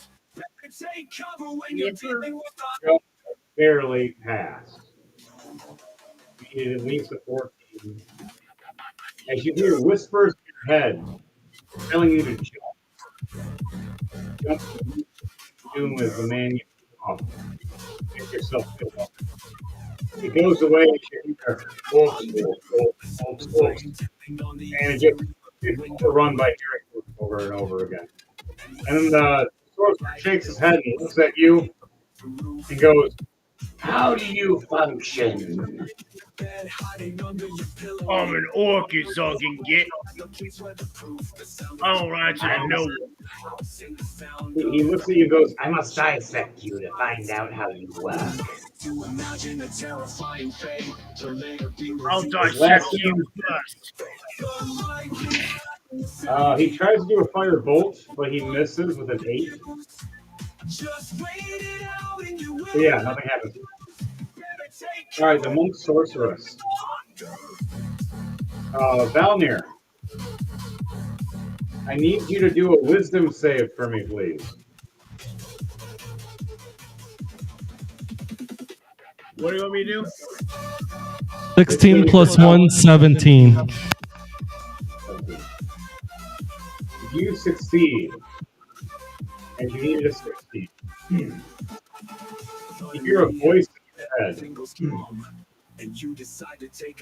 That first tells you to kill the werewolf and attack him instead of the hobgoblin. But then you start chuckling in your head, going, "But we fight all the time. I don't care." And then the voice just dissipates. Last thing she does is throws a dagger at Mayhem.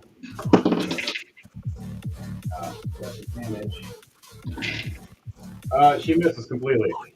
17. Now back to the top. Grismont, you have a archer to your left and a sorcerer to your right. Back now. What do you want? Can I chuck my axe at at the sorcerer to disrupt it?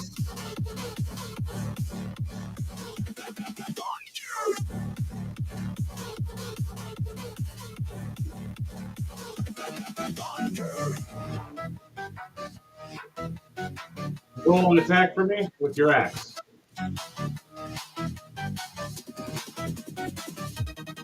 What's left when you give up 21. 31. Okay.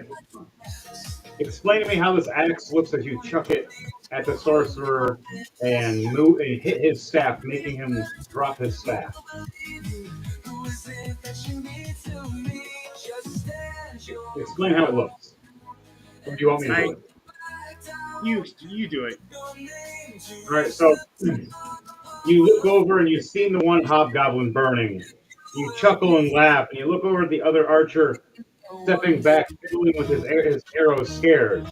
And you look over at the sorcerer raising his staff, and you're like, I know which one's dangerous. As you look right over at the archer at first, turn back, the sorcerer smiles, thinking, oh, he's turning his back to me, and you just grab the axe on your other side and shuck it behind you really fast. You see it spinning, spiraling really fast, and he just hooks right into his hand, cutting his hand open, making him drop the staff. How much damage do you do with this flaming axe as it's spinning, it ignites with fire? It does 7 points of damage, 3 plus 4. Plus, it says it's flaming. A 9. 5 plus 4. You see blood trickling all over the bridge from his hand. Him looking with the big eyes of surprise and fear. No! No! As you see the blood soaking up into the bridge. You see where that lava pit or the other hobgoblin was melting away. It disappear into the lava. You hear a voice again before you do anything else. Yes. More blood. I don't care for who. Give me blood. Jeez, what are we dealing with in Audrey 2? My sister is nothing to do with this. So, what do you guys say when you hear that, especially Grismont, as you hear this after seeing that?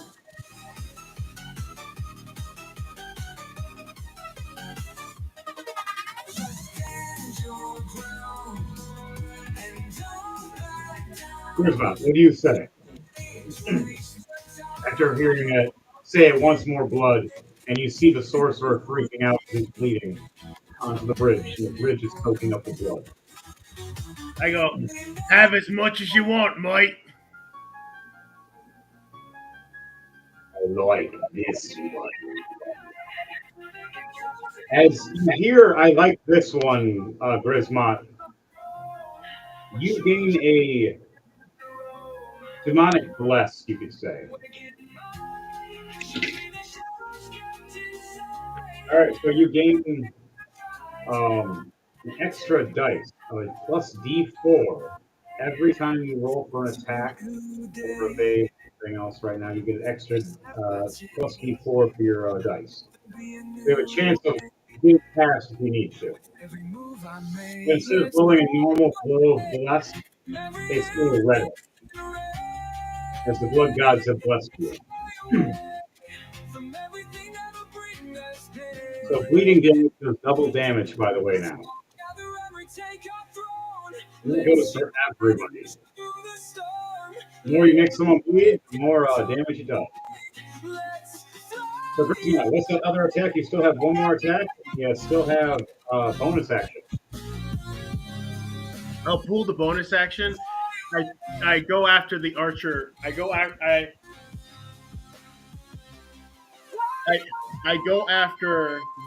the sorcerer since it's already bleeding. Am I close enough to the sorcerer to attack it normally? Yes, you can 5, 10, 15 feet. Then I charge the sorcerer and attack it without the flaming axe. And let him to bleed. All right, with the other one? Yeah. All right, roll for attack. 15, 5 plus 10. You sadly miss that swing. He steps back, going, "Oh, bleeding. You must bleed." You still have a bonus action. What would you like to do? I use the bonus action You still have one more attack? to attack again. All right, roll an attack. Let's fly away from every iridescent ray. 18 plus 10, 28. From everything that'll bring us pain. So gather everything You succeed as united, push on you notice let go is his AC is only 16. You slash and rip right through him,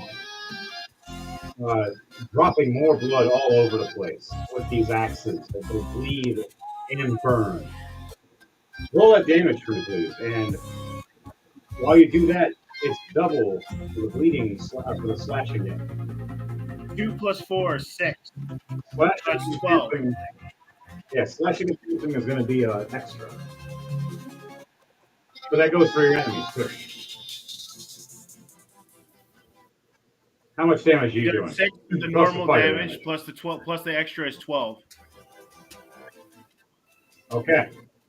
You make him bleed even more all over the place. As the blood hits this ivory-looking bridge, it starts soaking it up more. As he tries to step back from you, scared, trying to reach for one of his potions. That'll end your turn. Is there anything you want to say before you end your turn? I also yell, blood for the blood god. But also, Now remember that one attack you did miss. You technically still have your demonic bless. You can still roll that d4 and see if you succeed. Because technically, all you need is a +1 to succeed for that next hit. okay, then I'll do that. I'll finish him off. But I also have since I have a mastery of my hand axe, I have Vex. If you hit a creature, which I did, with the hand axe and deal damage to the creature, you have the advantage on your next attack roll against that creature before the end of your next turn. So reroll an attack with advantage then.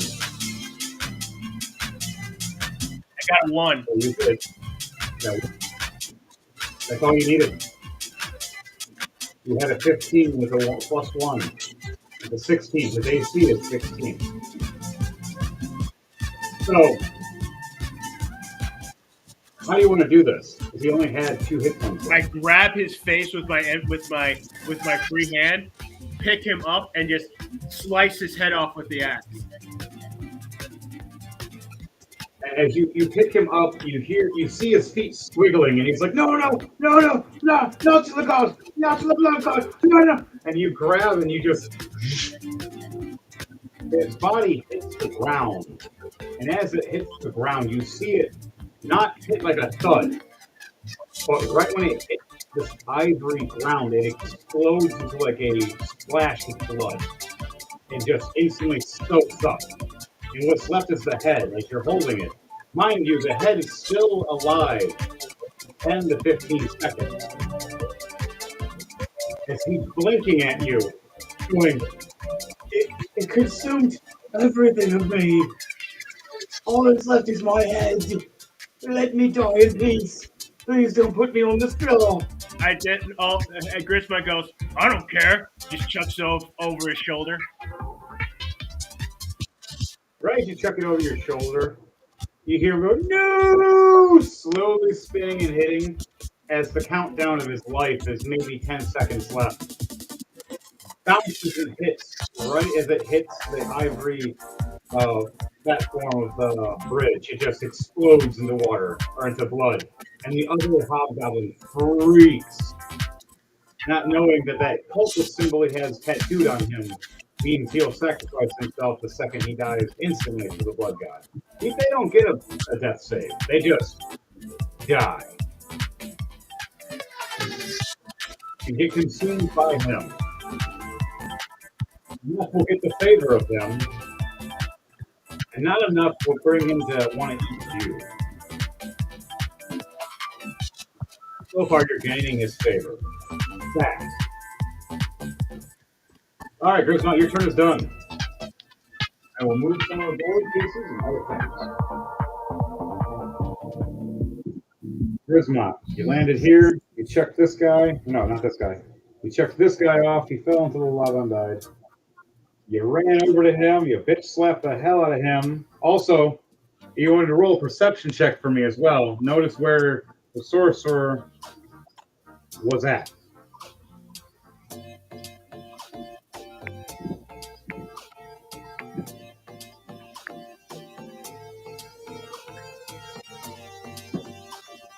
And then over here.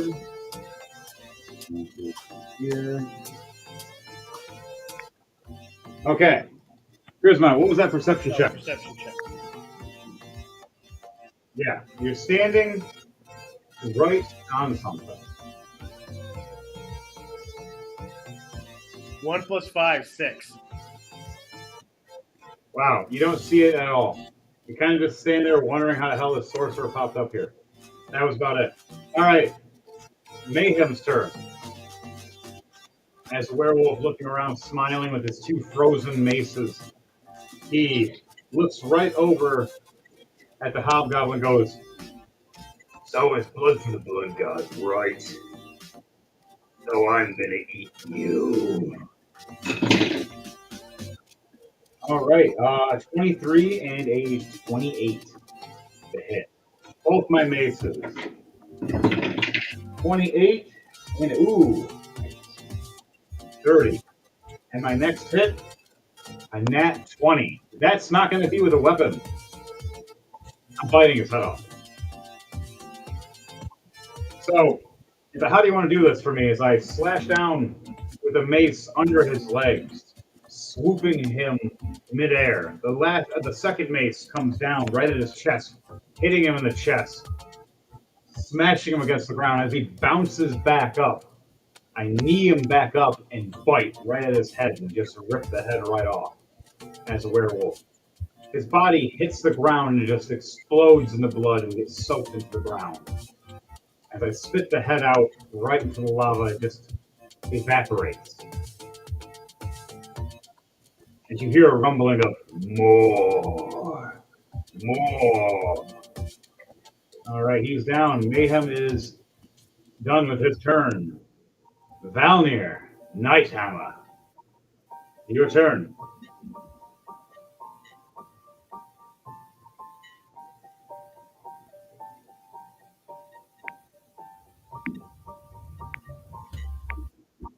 All right, Valnir.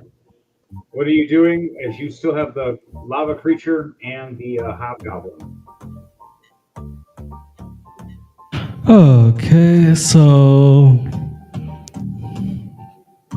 I am going to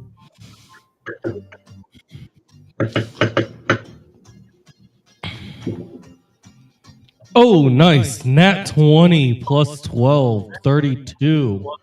I'm chucking my Dwarven Ricochet Skipper Hammer at the one in front of me, the 15-foot away one. All right. The lava creature? Okay. Okay. I thought that one was 20. He's already messed I up. thought that one was 20 feet away. No, you're right. The hobgoblin is 15 foot. You're right. All right. So, well, roll the attack for me. It was a third. It was a nat Practicing and 20 training with this. plus 12, 32. So, after all the training you've been doing and practicing, you finally have the perfect throw. You grab the hammer, you feel it just right, and you're just like, this is the moment, and you chuck it. Yep, Perfect. 10 points of bludgeoning damage plus That's all right. 4 points Everything will of be double. lightning damage and Okay. 5 points of frost damage. 19. So, And because it was a nat 20, it skips to the one that was 20 foot away. so 30. With another nat 20. Yes. Okay. How much damage is this one? This one is going to be 16 points of bludgeoning damage, 11 points of lightning damage, and 10 points of frost damage. So this is a very interesting thing. You get a double. How do you want to do this? And kind of like a ding ding, like craziest way. How do you want to do this? Was you first hit the goblin? I'm and gonna then treat it just like I'm skipping a flies stone. So as you chuck it perfectly, you see it flying, and you see it like ignite with lightning. Kind of like instead of seeing a hammer, all you see is a light beam. How hard you threw this thing. As you threw this thing, it just rips right through this hobgoblin. He just explodes in the blood and soaks into the ground by the blood god.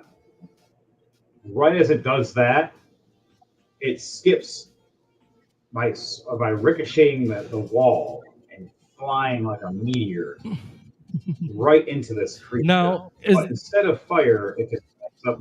Now, is there any other creatures nearby? Let me check. Because if so, it skips again because it was another nat 20.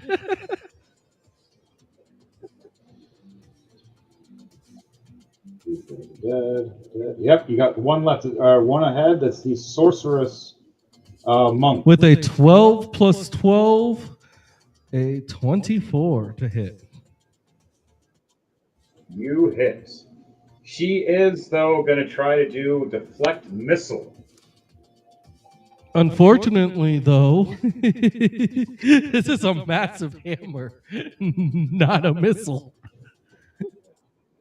No, I know, but it still technically counts as a flying object at her in that sense.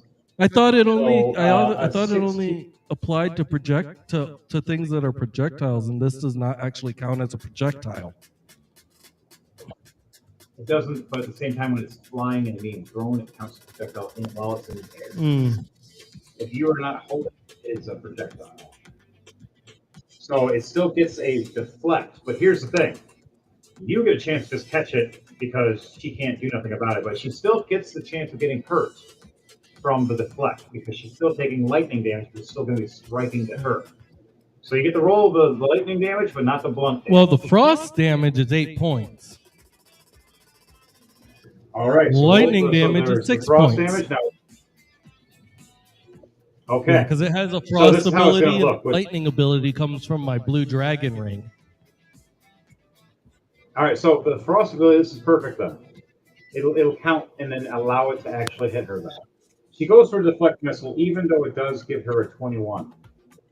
Right when she goes for deflect missile, your hammer hits. And instead of her smacking it back, right when the ice hits it, it freezes it to it just enough so when she tries to fling it, it slings her arm, ripping her shoulder out of socket with all the velocity that you threw.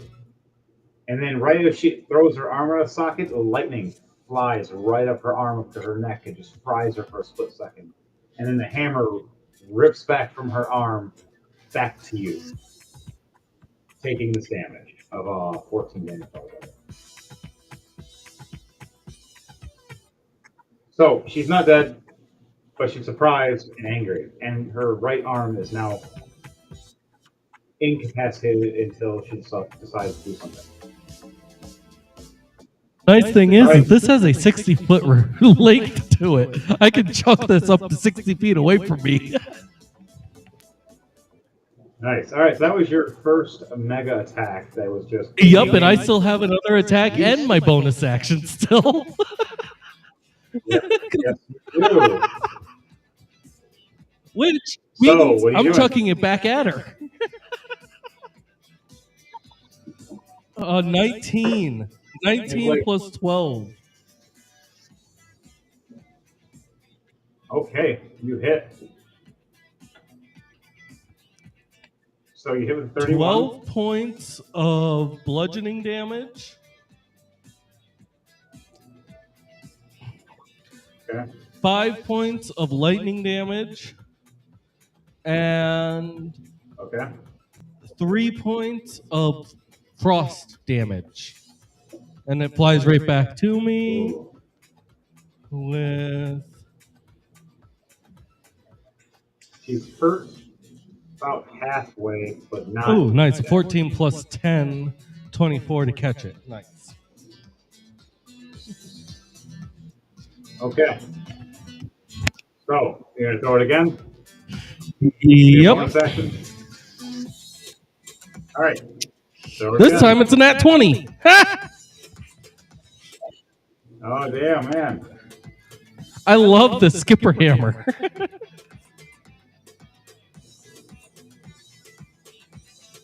And 17 points of bludgeoning damage. 9 Okay. points of lightning damage. And 5 points of frost damage. All right. She is hurt about halfway now. Angry. Is there any Ticked other off. ones nearby? All right. And cold damage, by the way, is double damage. Yes, there are 2 other ones it can bounce off of. So Okay. roll for the first one. See if you A 17 plus 12. That's a hit. 29. Doing 6 points of bludgeoning, 1 point of lightning, and 5 points of frost. And then it comes back to me with an 11 plus 10, 21 to catch it. Okay. Now, you hurt one. You didn't hurt the other. You damaged the sorcerer's monk. That ends Yep. your turn. It is now her turn. As she grabs her shoulder and puts it right back in place and snaps her arm back angrily.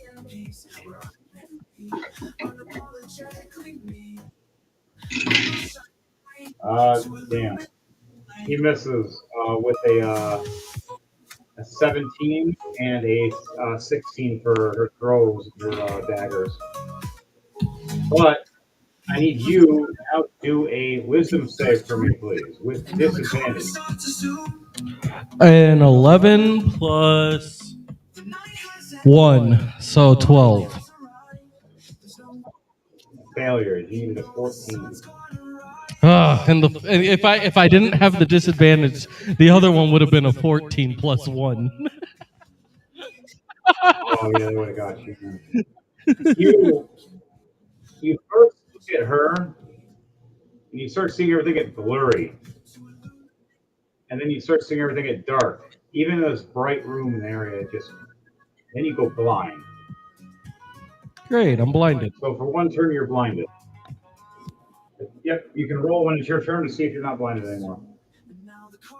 Now you have disadvantage on attacks. She is now throwing for her bonus action. One last attack. A 26 to hit. Does that hit? You said 26? Yeah, that Yeah. hits. You feel one dagger hit right into your shoulder. You take 2 points of poison damage and 7 points of piercing damage. All right. Grismont, the sorcerer, you killed him. The archer is now shooting an arrow at you. A 25 to hit. What's your AC? All right, he hits you with the first arrow. You take 13 damage, piercing damage. 16 for a second hit. He misses the second hit. 18. A chance to be complete. Okay. Now's a fleet. And he misses the third shot. His turn is done. The other 2 hobgoblins run towards one. Maybe I wouldn't end up hating myself for One completely dart. missing the signs. Hint, Hint, now's your moment. Hint, hint, hint. Don't you blow it. Hint, jumps over the sheet. No, she has to go over. She goes.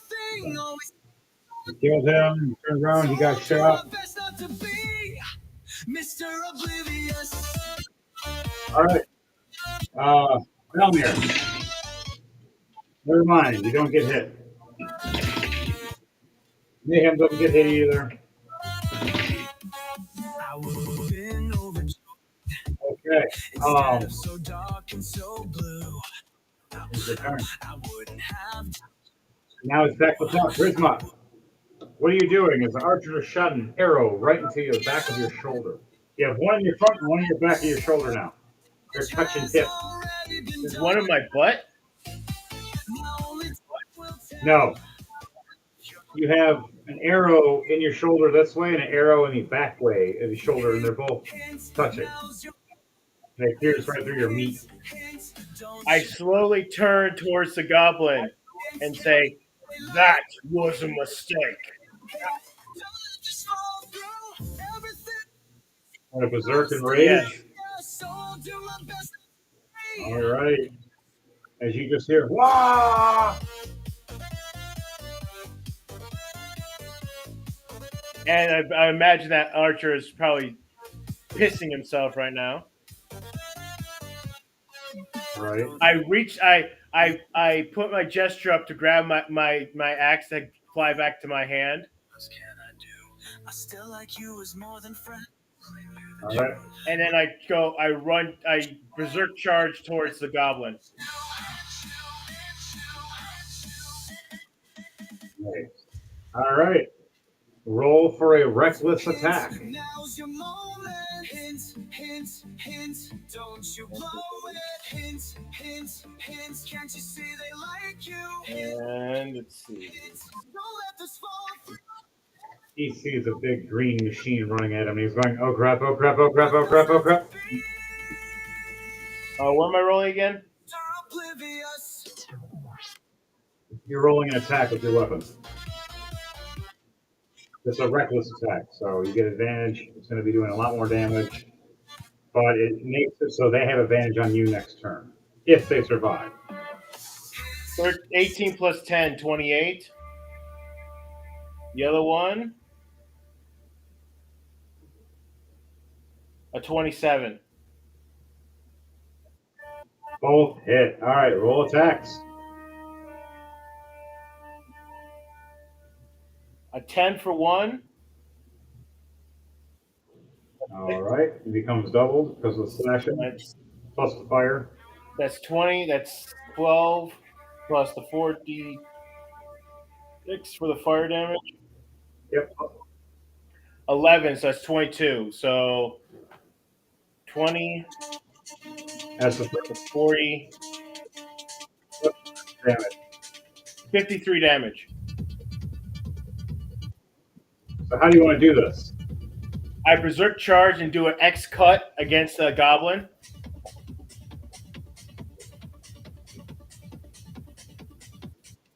All right. So you see this orc rage and look over at this hobgoblin, pulling his arrows out, firing them one after another, trying to hit this raging orc running. You see the arrows flying past one after another, and he starts ricocheting them with his axe, smiling.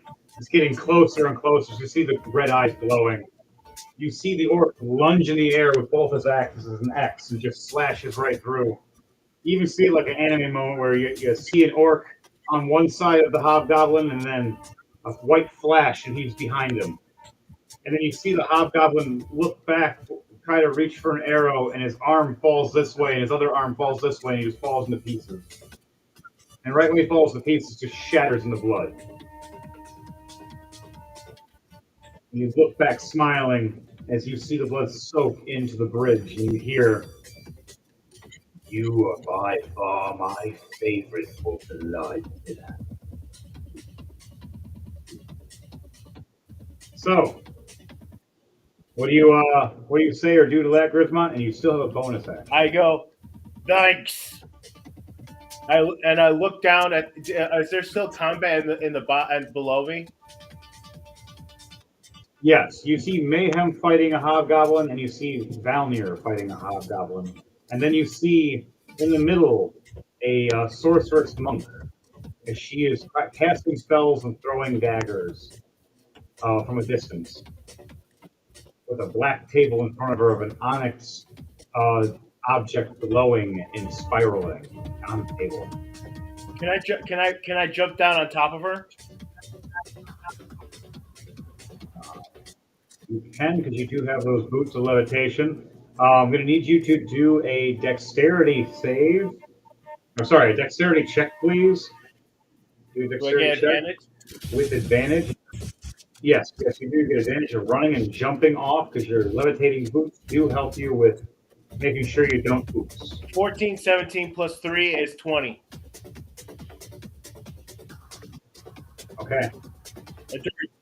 So, roll for an attack for me now, as you have succeeded jumping over and missing the lava. As the DC for this was 20. If you failed, you would have fell in the lava or hit a solid floor. It would have been funny. Do I do an unarmed strike? Are you flying with your axe at her, or hammer, or just your hands, just grappling at I it? think it would be axes first. How are you doing a drop And it jumped down on top of her. All right. So roll with that X slash you do. One's a 26. The other's a 15. One hits and one misses. As the first one misses and she steps back, as the other one, you finally correct it and just slash right into her. And she leans back against the table and sees her arm kind of pull against this thing like it's trying to consume her. She pulls her arm back. As you swear, you see it blink like it was an eyeball. As you hear more. Give me this one. But that takes your bonus action, so your bonus action's done now. You still have a reaction when it is somebody else's turn, so you can still do something then of a physical attack of some sort or an action of some sort. Oh right, I I get regenerated. No. I forgot to regenerate myself. Yeah, so that was. Yep, you regenerate yourself, all that physical damage. Pretty much regenerate yourself back to max because you had a lot of damage. It was over 50 something, and then 30 something for the other one, and then for her it was like 20 something. So you're back to max. Okay, it is Mayhem's turn. He looks at the hobgoblin and goes, "My maces are faster than your sword. You want to see?" And he swings with lightning speed with a 25 to hit. Second mace, nat 20. Yeah, this is gonna be fun. Okay, first damage, 26 damage. Second damage is doubled. 25, so 50. So how do I want to do this? As a werewolf, I smash down with this frozen mace against his sword and shatter it as he tries to block me, hitting him and collapsing his collarbone and his shoulder, and taking the other mace and trying to meet that mace to that mace through his skull. I smack the head down and uppercut with the other mace, trying to collide them together. And you see his head explode, and as it does, his whole body just turns to blood and soaks down. My bonus action, I'm going to grab my giant boomerang and chuck it at the sorceress monk. 11 plus, what is my boomerang? Plus 12, wow. All right, 11 plus 12, 23. I hit her with this giant boomerang doing how much damage? 9 damage. My turn's done. DJ Thunderbase. Valnir. What are you doing as you have a hobgoblin that's literally 5 feet in front of you? A 19 plus 12 to hit.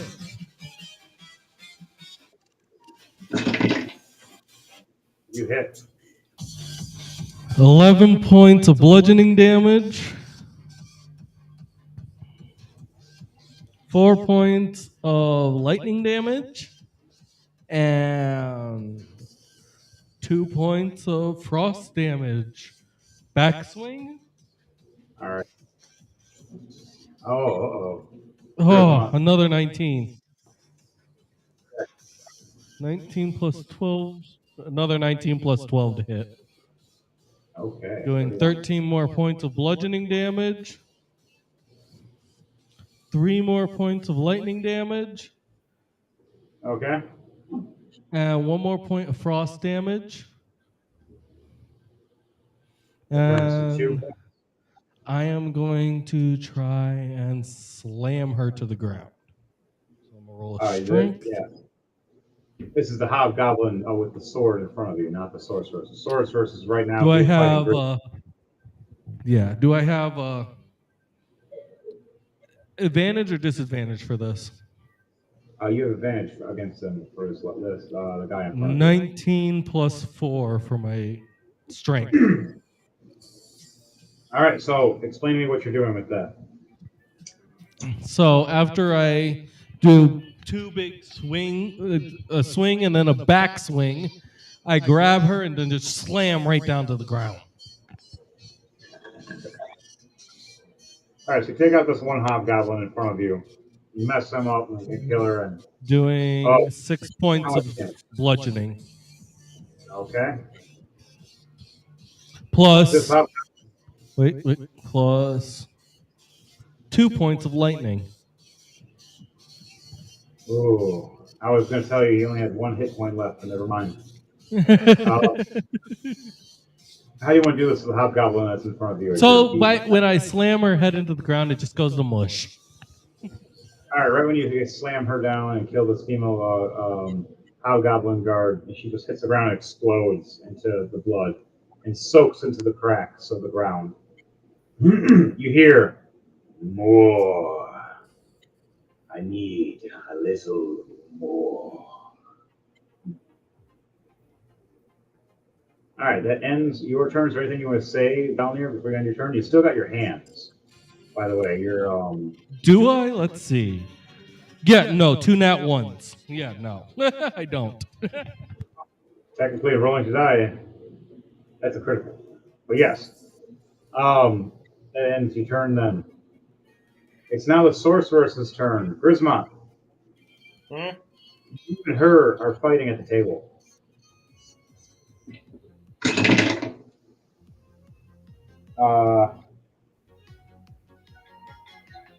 A dirty 20. Does a dirty 20 hit you? Yes, 18. Because it's a You 8. did. I have 8 armor class. Okay, you get a dagger right up in your jaw from her. Doing 16 points of piercing damage. And now she's going to try to do a grapple and slam you into the table into this black onyx-looking spirally thing that almost sucked her in and ate her. So I need you to do a strength check for me.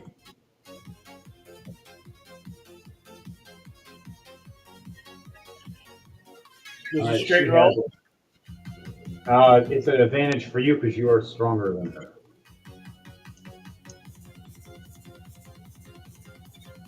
Twelve plus 4, 16. You're so lucky. She got a 15. So instead of her kicking you and flipping you over into this, you managed to wrap and spin her around and now get to throw her into it. So, Grisman, how do you want to do this if you throw her into this skunk? Like, what does it look like? Or do you want me to? You were saying she was trying to kick me? She was trying to do like the monkey flip and flip you over her onto the table. So the spiraling onyx thing that was like a swirling, like a giant eyeball creature, was trying to absorb her, and she's trying to throw you into it to have it absorb you instead. Well, then I grab her, the spinning monkey. I grab her by the leg and her arm and then throw her over my shoulder into the table.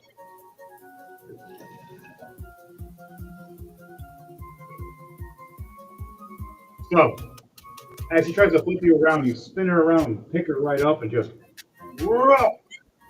And she's going no, and trying to reach at you. Even with her, even with her monk skill, she gets a 6 plus 5. Nope. Falls right in to this creature. You see, it looks like an eyeball at first, and it blinks and opens up, and it's teeth. You start chomping at her and pulling her in and ripping her apart. And you hear her screaming and gargling and transforming into whatever this is. And it just turns into a pile of blood and slurps her up. You guys have now cleared this room. As you hear the creature go, there are a few more I need. And I will grant you service, protection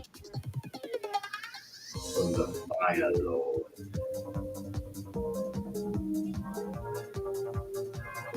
What do you guys say to that when all three of us hear that? The Fire Lord? That doesn't sound good. You know exactly who this is, Edward Knight. Roll a history check, Edward Knight, to remember if this is the correct Fire Lord you remember. You mean Valnir? Yeah, I'm not using Edward. You still started shit with her with him, too. Yeah, I know. It's funny. Chris, both his characters have started a fight with this Fire Lord character on both A sides. 10 plus 8, 18. You remember her very faintly going, didn't we piss her off and released you from hell and beat her ass? As Mayhem goes over going, yeah, that was one hell of a birthday.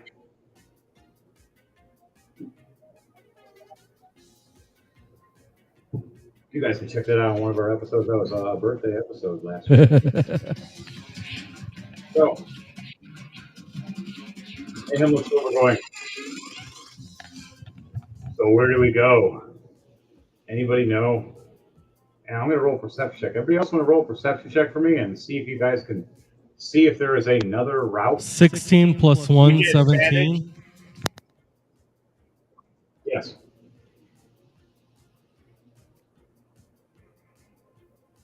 Eight plus 5, 13.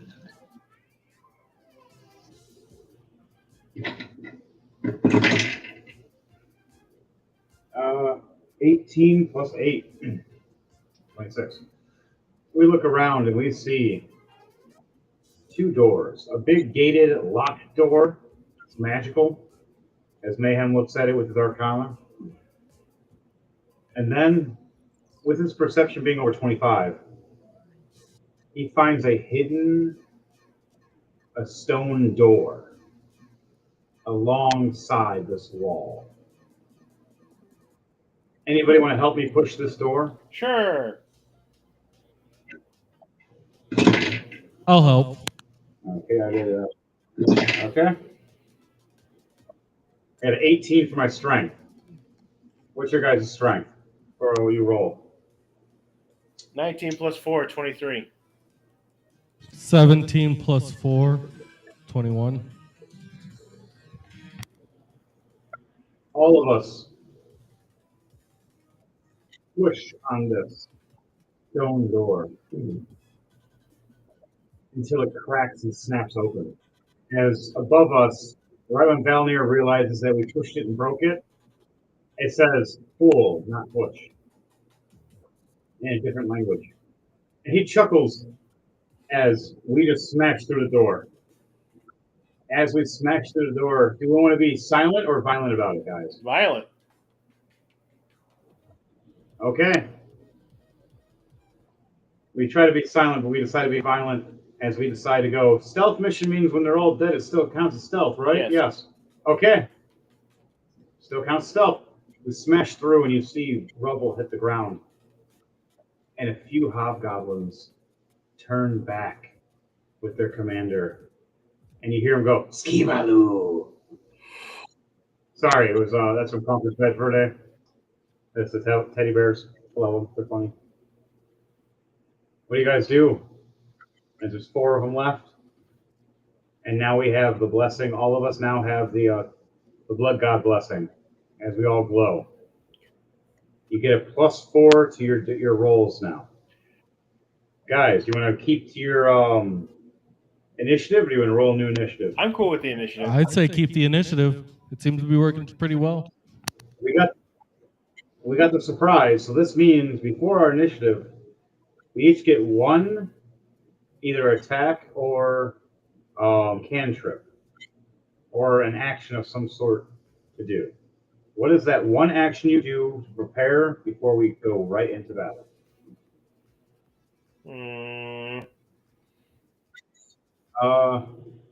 Give you guys a second if you need it.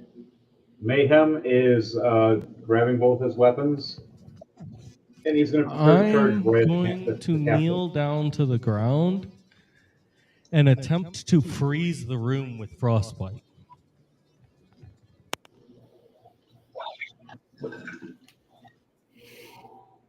Mind you, How you guys? the room you walked into is extremely hot, and there is a lava pit right in the center. Guys, how are you on health? That's about the only thing I can do, though. It can work because it'll make a slick area for a short period of time. We're busting through right here as this falls down. Surprise, But motherfucker. anything in the We room actually needs bypass- to make a con save. All right, give me 1 second because I just realized we jumped into the actual room that we were supposed to, be sneaky in. So the blood god wants us to come in and kill the hobgoblins, and he'll help us with the fire lord. Right when you come in and bust through the door thinking we're fighting hobgoblins, you fire this ice right at the ground. Her dex save is a 20, a dirty 20. It's not Dex, The it's Fire Lord. Constitution. Even better. All right, it's a +5 too. So dirty 20 for that. She looks at you and smiles. Is that Valnia? Oh no. Hello, Valnia. Oh no. Oh no. Oh no. Oh no. Oh no. Why are you here? And what the hell is that green fungus doing here? I remember you. You green son of a... Oh, is it But Devontae's Valnia, ex-girlfriend again? Kinda not. It's more the mistress that's trying to chase Valnir. I look at her like, Oh, oh, aren't you the one who he's kept hot. being burned by my magic? She looked at you and goes, yes, that was your punk ass, was it not?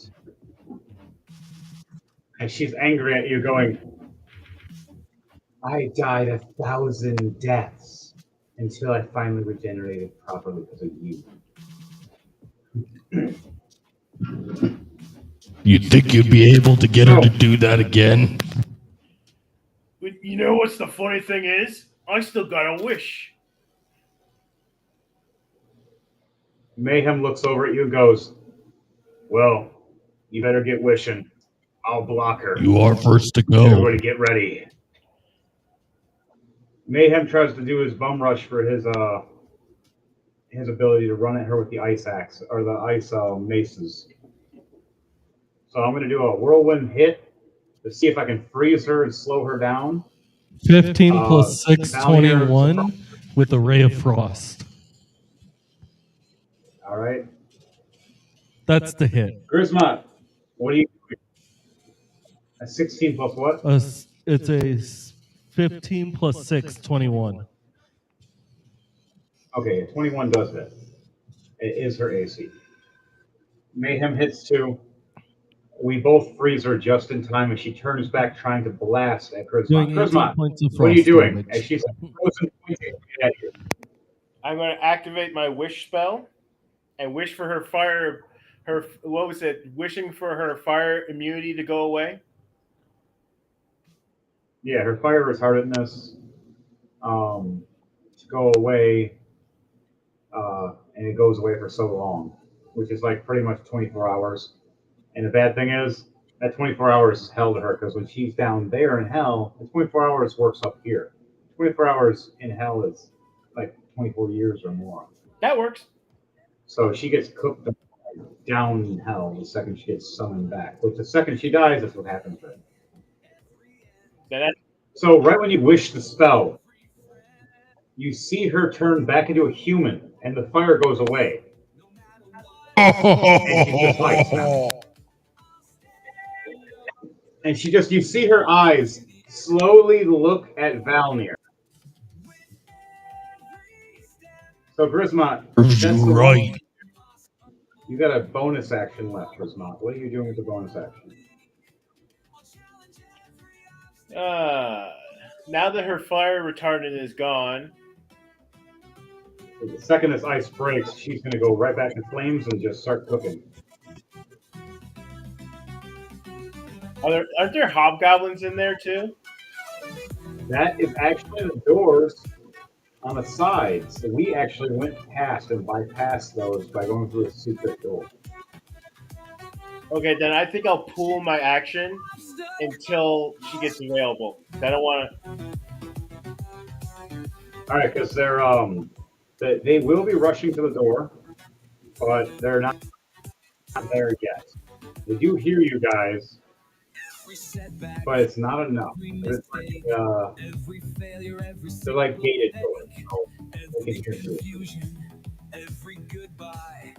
Chris, might you say you're holding an action, so if you see a hobgoblin, you're going to do something? Yeah.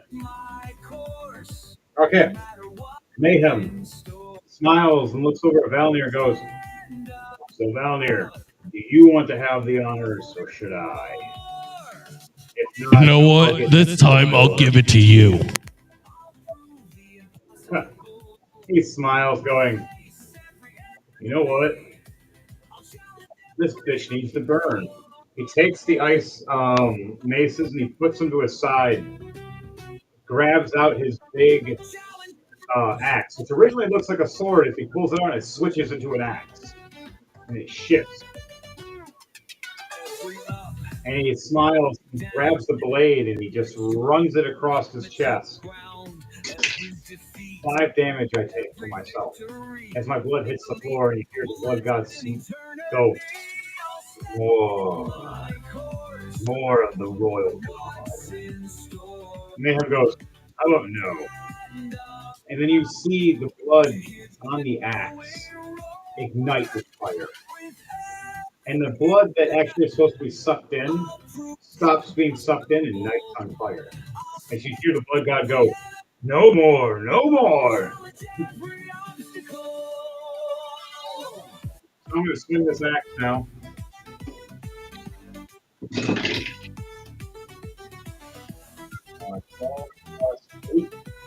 So he's frozen, so I get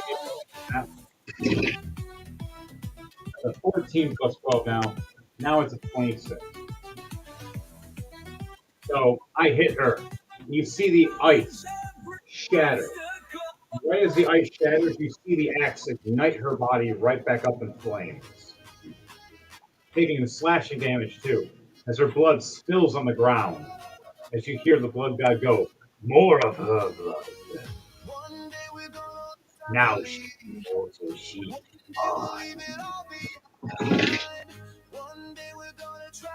Wow. Nat 20. Mayhem smiles and goes, my pleasure.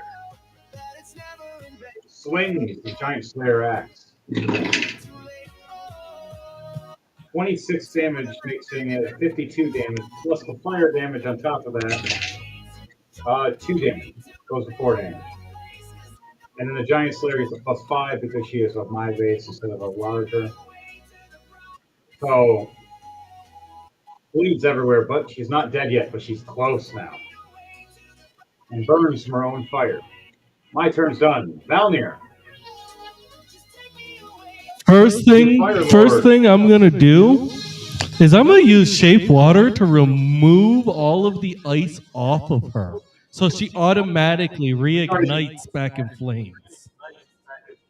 That's what I already just did to her. I already ignited her. She's already burned. Oh, I thought. I ignited my axe with fire and shattered all her ice. Oh, and I ignited her thought. I back on thought there fire. was still ice on her. Oh no, she's cooking again. Um, con save then. Okay. 4 plus 4. Sorry, 4 plus 5. 9. Still. 9. She's taking 13 points of poison damage from my poison spray. Okay. Then I need her to make a dex save. 2 of them. 2. Okay. 2 and a 5, both plus 5. Both failures. Okay, the first one's going to be 13 points of acid damage, and then 18 more points of acid damage. And that closes my ability. How do you want to do this? As you finish her off, to send her back to where she belongs. I at first Torture. basically do like that poison mist that you see the Iron Dragon from WWE. I do that to him. You're like, how's my breath? Ah.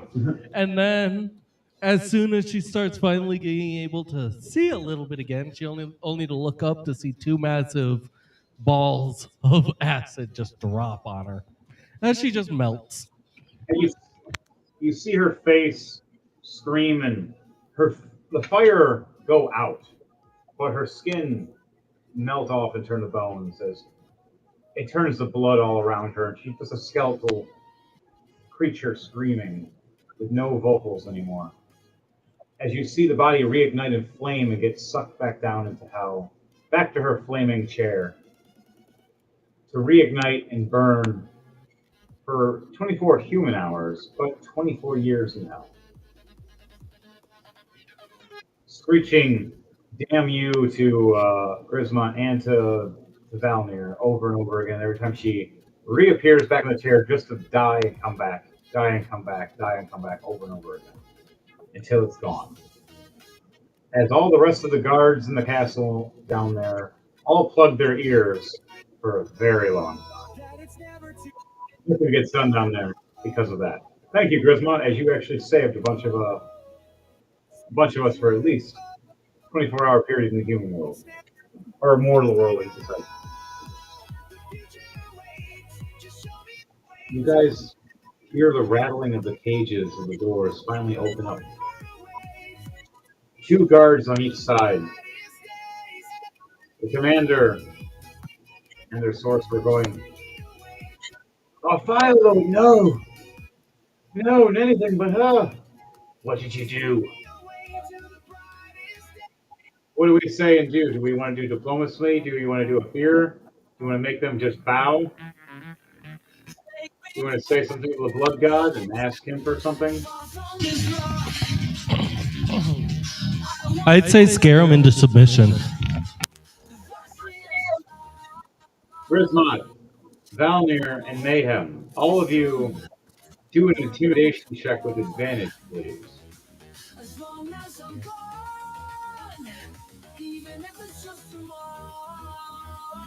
I got a rolling to die, a nat 20 and a nat 1. All right. 3, 11 plus 5, 16. Mayhem, what did you do? A nat 20 and a nat 20. The other version of rolling to die. The critical roll. Not that version, you know. They're a different kind of critical. So, guys, girls, and squirrels, as we look over and they see us take out their Fire Lord, you hear the blood god going, "Your fear eats me." As all of us look over and growl and what do you guys do to do your intimidation? What does it look like for each one of you? Grismont, do yours first. So what would you have to do to explain what is your fear tactic? You do you yell, scream, something with your weapons. What I do you take do? a big deep breath and yell, "Whoa!" as loud as I can. Both All my right, axes you, in you there. scream this. So you scream this in the air, raising your flaming axes. They look in fear and piss themselves. Valnir, what do you do for your intimidation? Valnir basically just snarls as ice spikes start growing all over his body. Oh, that's cool. You see Mayhem smile with his teeth and in like a werewolf grin. And you see his muscles flex even more. You see, at first he was a big werewolf and got bigger, and he just starts growing in mass. And you see his claws ignite with like a purple necrotic flame, and his teeth start dripping with a flaming like necrotic. And you hear a howl of, as his green eyes glow, smiling. All four of the hobgoblins drop to their knees in fear. And as they do, you see them pulling out their daggers, just like in Japan, Sokoku. Two of them gut themselves right in front of us and turn the blood and drop. Ah, The other two run and seppuku. drop. Yeah, they seppuku. As the other two jump into the fiery pits with the blades stabbing into their throat. You hear finally, and all their blood is mine.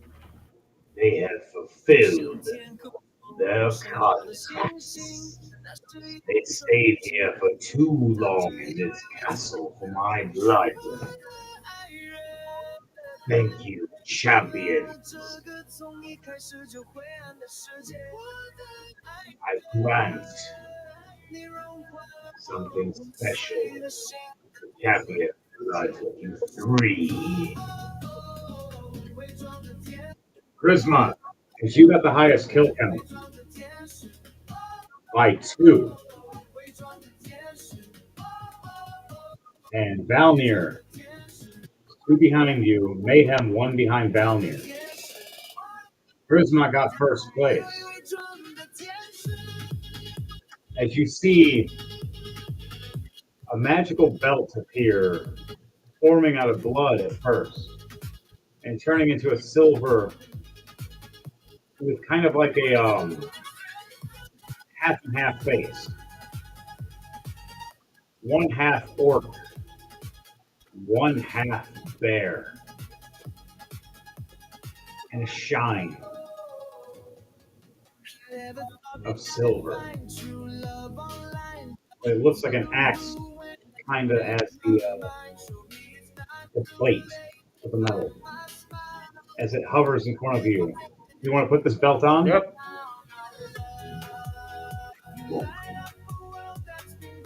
As you place this belt around your waist, like a wrestling belt in a way, you see the dial on it of the bear and the orc turn. As it shifts, the orc's face turns fully into a bear. As it churns back and forth, as now the blood god granted you the power of transforming into the Iron Werebear. Have them right here if you want to see see that, Chris? Whoa. In the camera? Yeah, I can kind of see it. How about that? Better? Not really, but just take a picture of me and send to me. Okay, if not, I got a better idea anyways. I can always zoom and change cameras from here.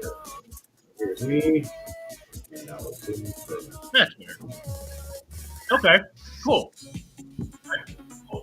So this is the Werebear Iron Bear. The giant axe. So once you turn the dial on the belt, you transform into this. And you stay as this form for 1 hour, and then you transform back, unless you want to turn the dial again. Granted by the Blood God. We're gonna leave his full name mysterious until people figure out what his name is. Now you transform into that as Mayhem and Valnir both look at you as Valnir's a black werepanther, and Mayhem is a gray with a little bit of hints of black werewolf.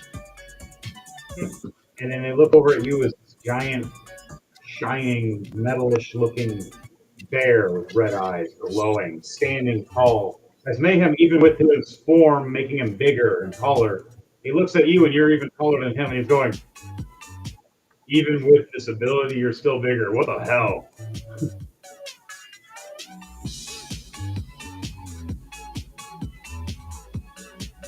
And now you notice that your axe, your two twin axes, or sorry, you can make a new axe just for this, and you can put it as like a giant Slayer axe or something, and edit it from there.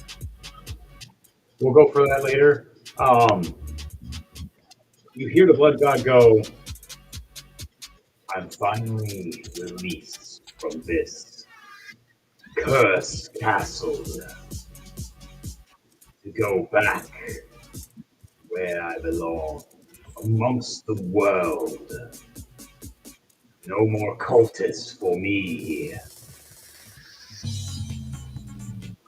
As you see the fiery pit of lava start getting dimmer, and that black table spew out like an ooze and turn into like a black cloud of red and black swirls. All the lava and magma in the room turns black ice cold. Once this creature of a black and red swirl form vacates the castle, it gets dim. Only the light of the moon is shining through the windows, and the cracks of the roof that now appear that you did not see before. Everything now covered in dust. All those goblins and hobgoblins you've slain, all those skeletons laying on the ground, dead, shattered, or destroyed, and taken away. The lava pits look like they've never been lit, like maybe 50 to 100 years. Castle in ruins. As you walk through, it seems some kind of time ship is fighting. Finally, what do all three of you say as you see this whole change in the whole room area and everything else?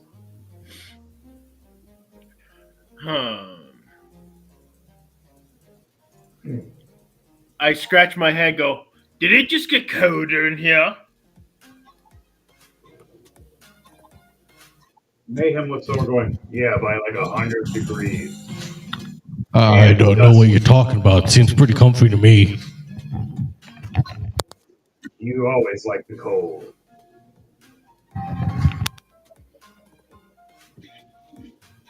As Mayhem chuckles and looks around and sees everything just dead, empty, or how can you say grave robbed at one point.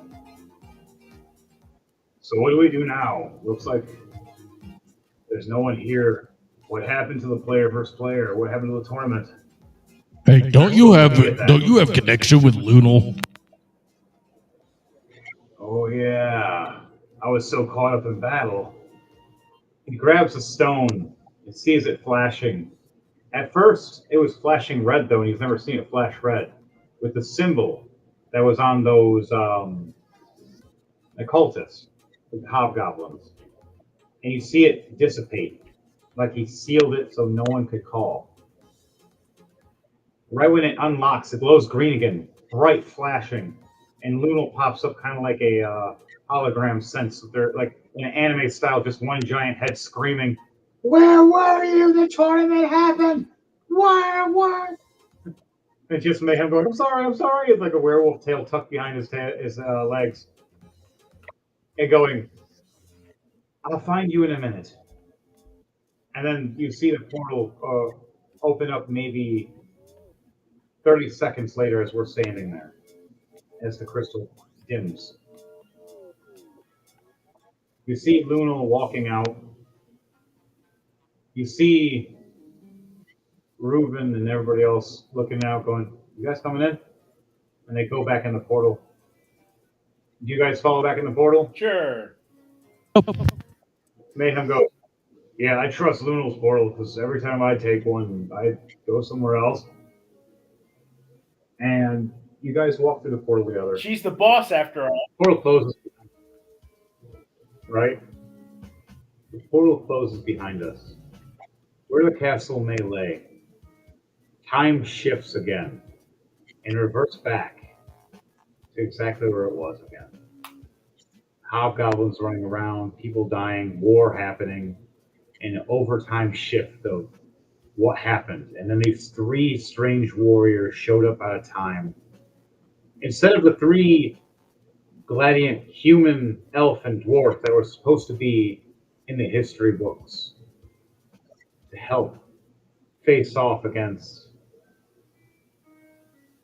what really happened in the story is they died horribly. And it was a Goliath werewolf, a Goliath Black Panther, and an orc Iron Werebear. As the story changes in the history books, as they slayed all of those evil cultists that destroyed many homes and towns for years, came to an end as the Blood God was released. The castle became cold, and the towns flourished again. We come back to ourselves where we are. Luna looking at us going, "So the tournament was a week ago?" And we're like, "What? We've been looking for you three for like a week. We fought in the tournament. We wonder where you were. We, by the way, Reuben won again. You see him raise another freaking title, but it says split first instead of just first. And you guys cock your heads going, "The hell does that mean?" And you see Monk, the glitched out monk, walk up, holding the other split first, going, "Yeah, caught him off guard, then we killed each other, but we both had the same kills and deaths, so yeah." And Crom looks over, shaking, going, "They beat the living shit out of me, and I was in the corner. It was very horrible. Tando didn't even have a chance. Avner, fireballs the whole damn time. It was funny until I walked up and broke his damn neck. Oh, it was so beautiful. He did not expect it. But then I got beat to death. A horrible." And then Noodle shakes her head going, "I'm just glad that I wasn't in the fight. I'm glad I had to be on the judges. Because I don't burn down the towns like you guys." As Mayhem stretch, Grismount looks at Will. It's like, "I didn't burn down nothing." and she looks at your flaming axes, and she goes, right. You just wait. You're part of our team now of Doom Saints. So Hey, at least I can't burn anything. Henry, more like the Pyromaniac Saints. right? Like the Pyromaniac Crawlers, or Pyromaniacs of Doom. So she looks at Valnir and goes, "You usually are the one that puts out the fire."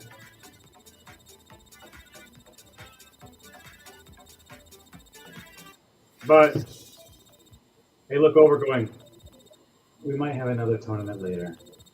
Not sure. I'll let you guys know." And she looks back going, "For now, be on call.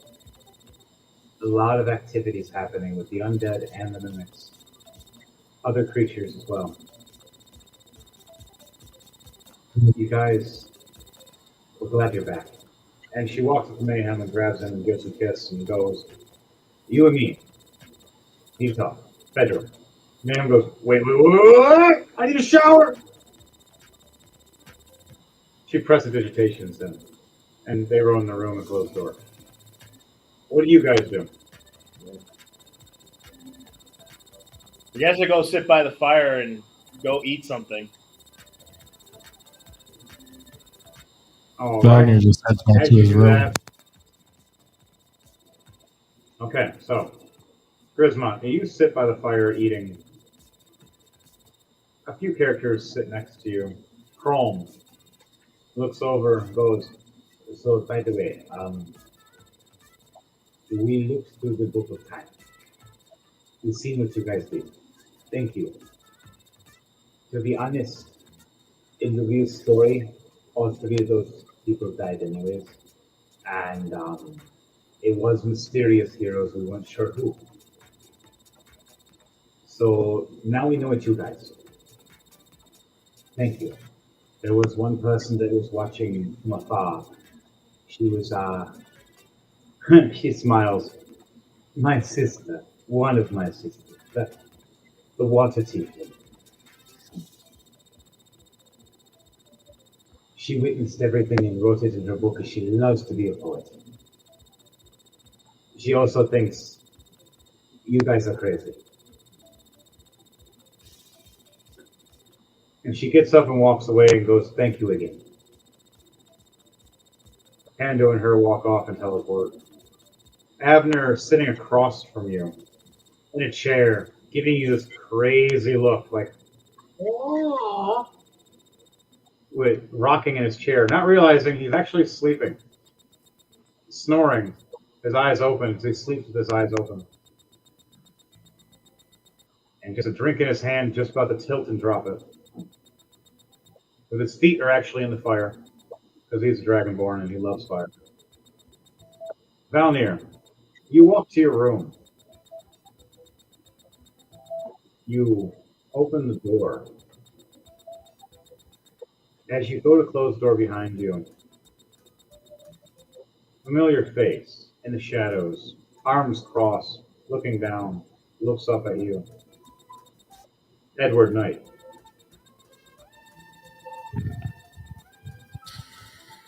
So I hear you had a little interaction with a certain someone I'd like not to name.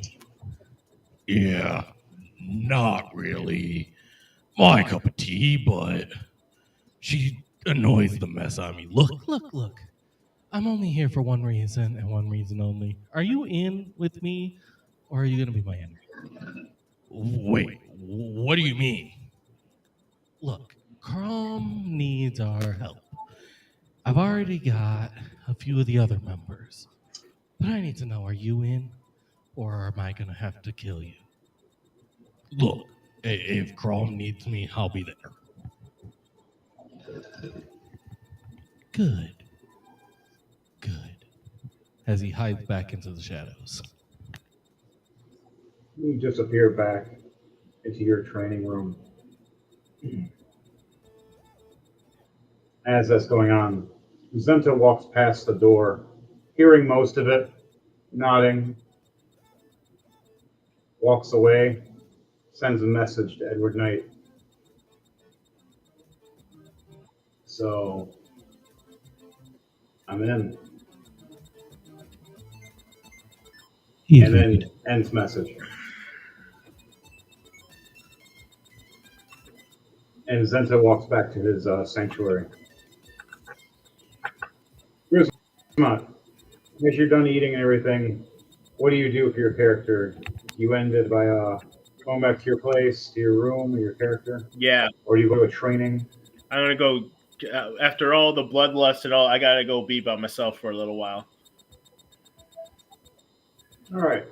You go back into your room. The door closes behind you. As you sit in front of the fire of your room, memories of the past look like they awaken in the fire. Orcs running past, getting blasted and firing back, and your memories of going through a portal. You look back as you see the fire seem like it's telling a future now of you 30 years ahead and what you left behind in that forest underground, growing in fungi. You see a princess turning into a queen of an avatar. You see an army of a purple queen trying to face off against a queen of Avatar. You see Avatar Queen enraged, almost succeed killing the purple queen and her army. As they hold back, the last thing they hear is a large wave of whoa! As through the trees, thousands and thousands of shorter orcs, not full size as you, Youngsters, about half your size. youngsters. They're still young, but there's many running through, aiding the Purple Queen, rushing the Avatar Queen as she's went mad. with Brandishing power. crudely made weapons and improvised weapons. And whatever they could find. Even one still holds a sword in his hand, but there's still a skeleton hand attached to it as he's just running with it. I found a good sword! And the hand's just still flailing behind. So, when that all happens, you see this all and you chuckle. Behind you, through the shadows, two figures appear. One of Edward Knight and one of Crom Tombfall. As they appear through, at first, Edward Knight all cool and dark and shadowy.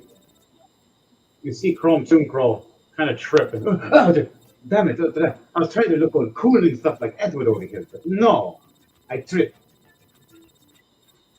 You either have it or you don't. Ah, yes, yes. At least I got under the sleep little bit. As you pitch back to Crom's room, Pando's upside down on this crazy naughty wheel, tied up with a gag ball in his mouth, spinning with these two purple hands that are Valnir's, randomly spinning him over and over again on the damn wheel. As he's going.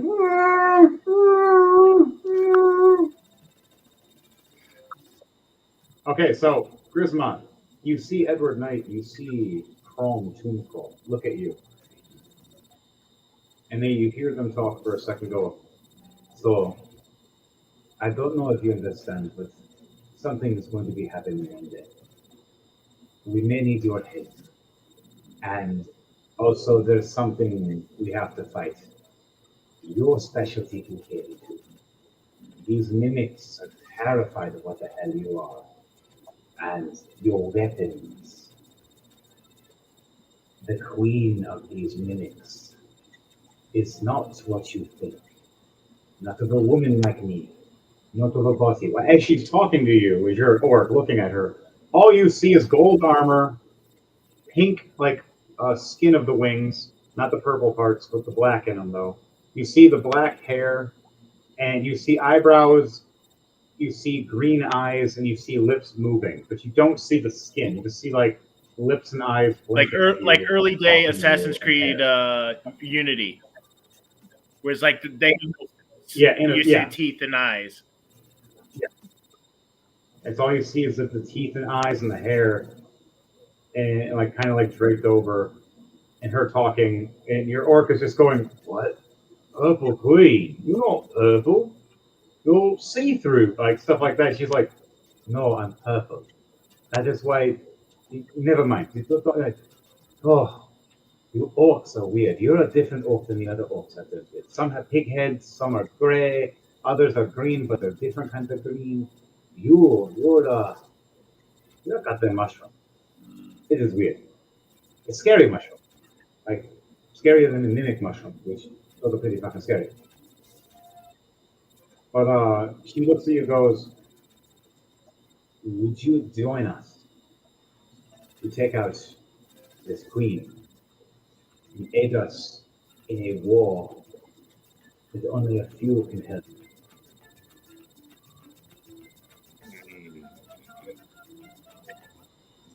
As you sit there and think, the portal opens up behind. You see Mayhem and Luna walk out, and they look back at Crom and Edward Knight and nod their head, and they go, "Preparations are getting ready." As Luna goes, "Yeah, so we have to play the good guy, bad guy once this happens." She looks down, going, "Someone has to act like the good guy in the resistance at first, and then be the bad. I'm just going to act like a hidden murderer."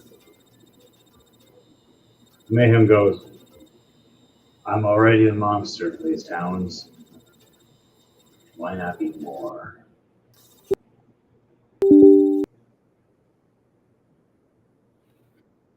What does Grismont say? Or are you just going to tell her the fuck? No, I'd say, okay, I'll join you. I need some a good crumpet. I'm always up for a good scrap. As Mayhem smiles, going, "Good, this will be fun."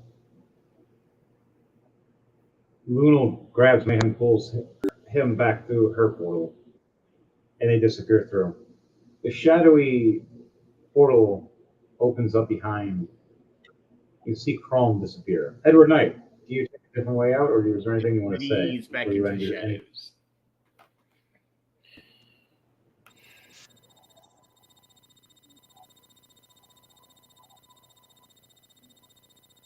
I think he went to the bathroom. Oh yeah, everything shut down, restarted. Unexpected error, that's what it was. All right,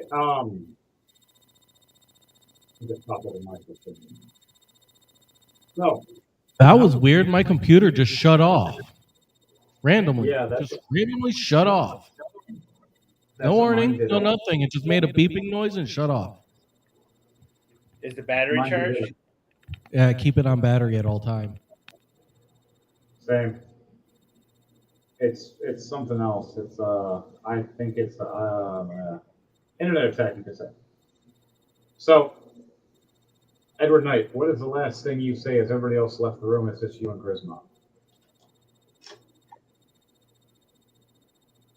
Edward just went back into the shadows. All right, he just disappeared back in the shadows. Now, Grisma, you're sitting there. What did you say? He fights back into the shadows very dramatically. Yep, fades back in the shadows. Doesn't even say anything to you at the very end, just looking at you, and disappears. So, after that, you just head off and rest. Everybody takes a long rest, heals up. You can add that special item in the inventory later for you. For Grismont, just a magical belt. You can add a belt and just type it in as whatever it is, and I'll explain it to you later. Yeah, we'll talk about it when we see each other. Yep. So, on that note, everybody rests, takes a long rest. Next week, it'll be a surprise on what we do for Rolling to Die. Remember, this was episode 118. Next week will be 119, and I can't wait to see the rest of you for next week. Just remember, we do every week, every Friday at 9 p.m. Eastern Standard Time for Rolling to Die. Anybody want to do anything to say before we end this tonight? Tune in on Wednesday, 9 p.m. sharp Eastern Standard Time for the Chaotic Mind podcast. Be there or be square. TJ Thunderbase, anything for you? Any promotions or anything?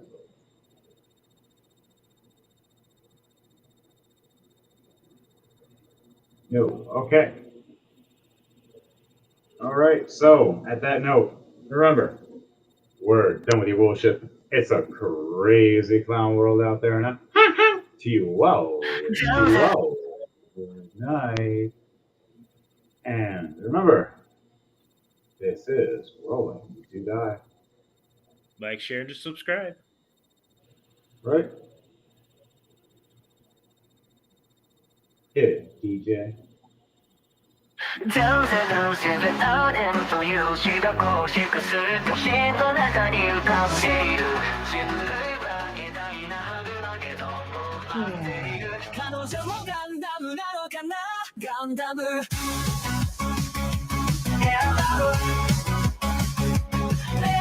ロック茎のベルを鳴らしてください飛行機に乗る観客は腕時計をした方がいいですよ港を愛する小色のガンダムに動機ガンダム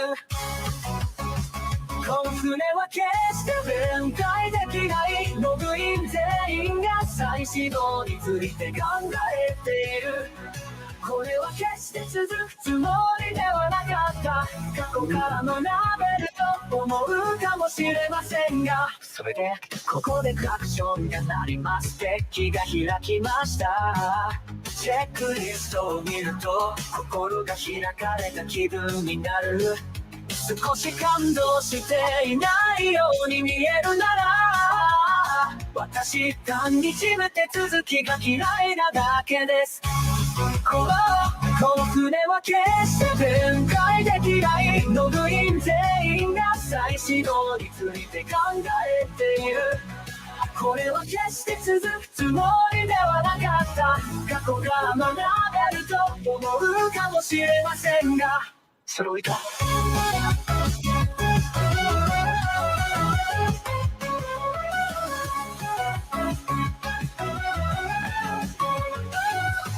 父がトラスのクーポンを握ってしたところです巨大マグネトロンに費やした今私は未来を私たちに引き寄せることができます私はあなたを私の仲間だと考えていますガンダムこの船は決して分解できないログイン全員が再始動について考えているこれは決して続くつもりではなかった過去から学べると思うかもしれませんがその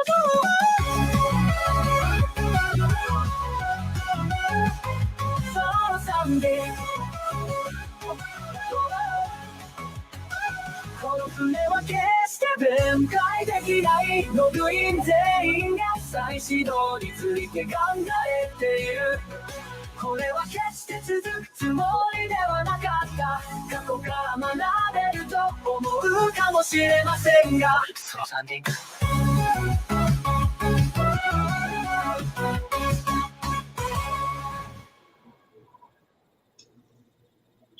You guys got the hint, didn't you? Next week, it's a Gundam! Fireball! It's green!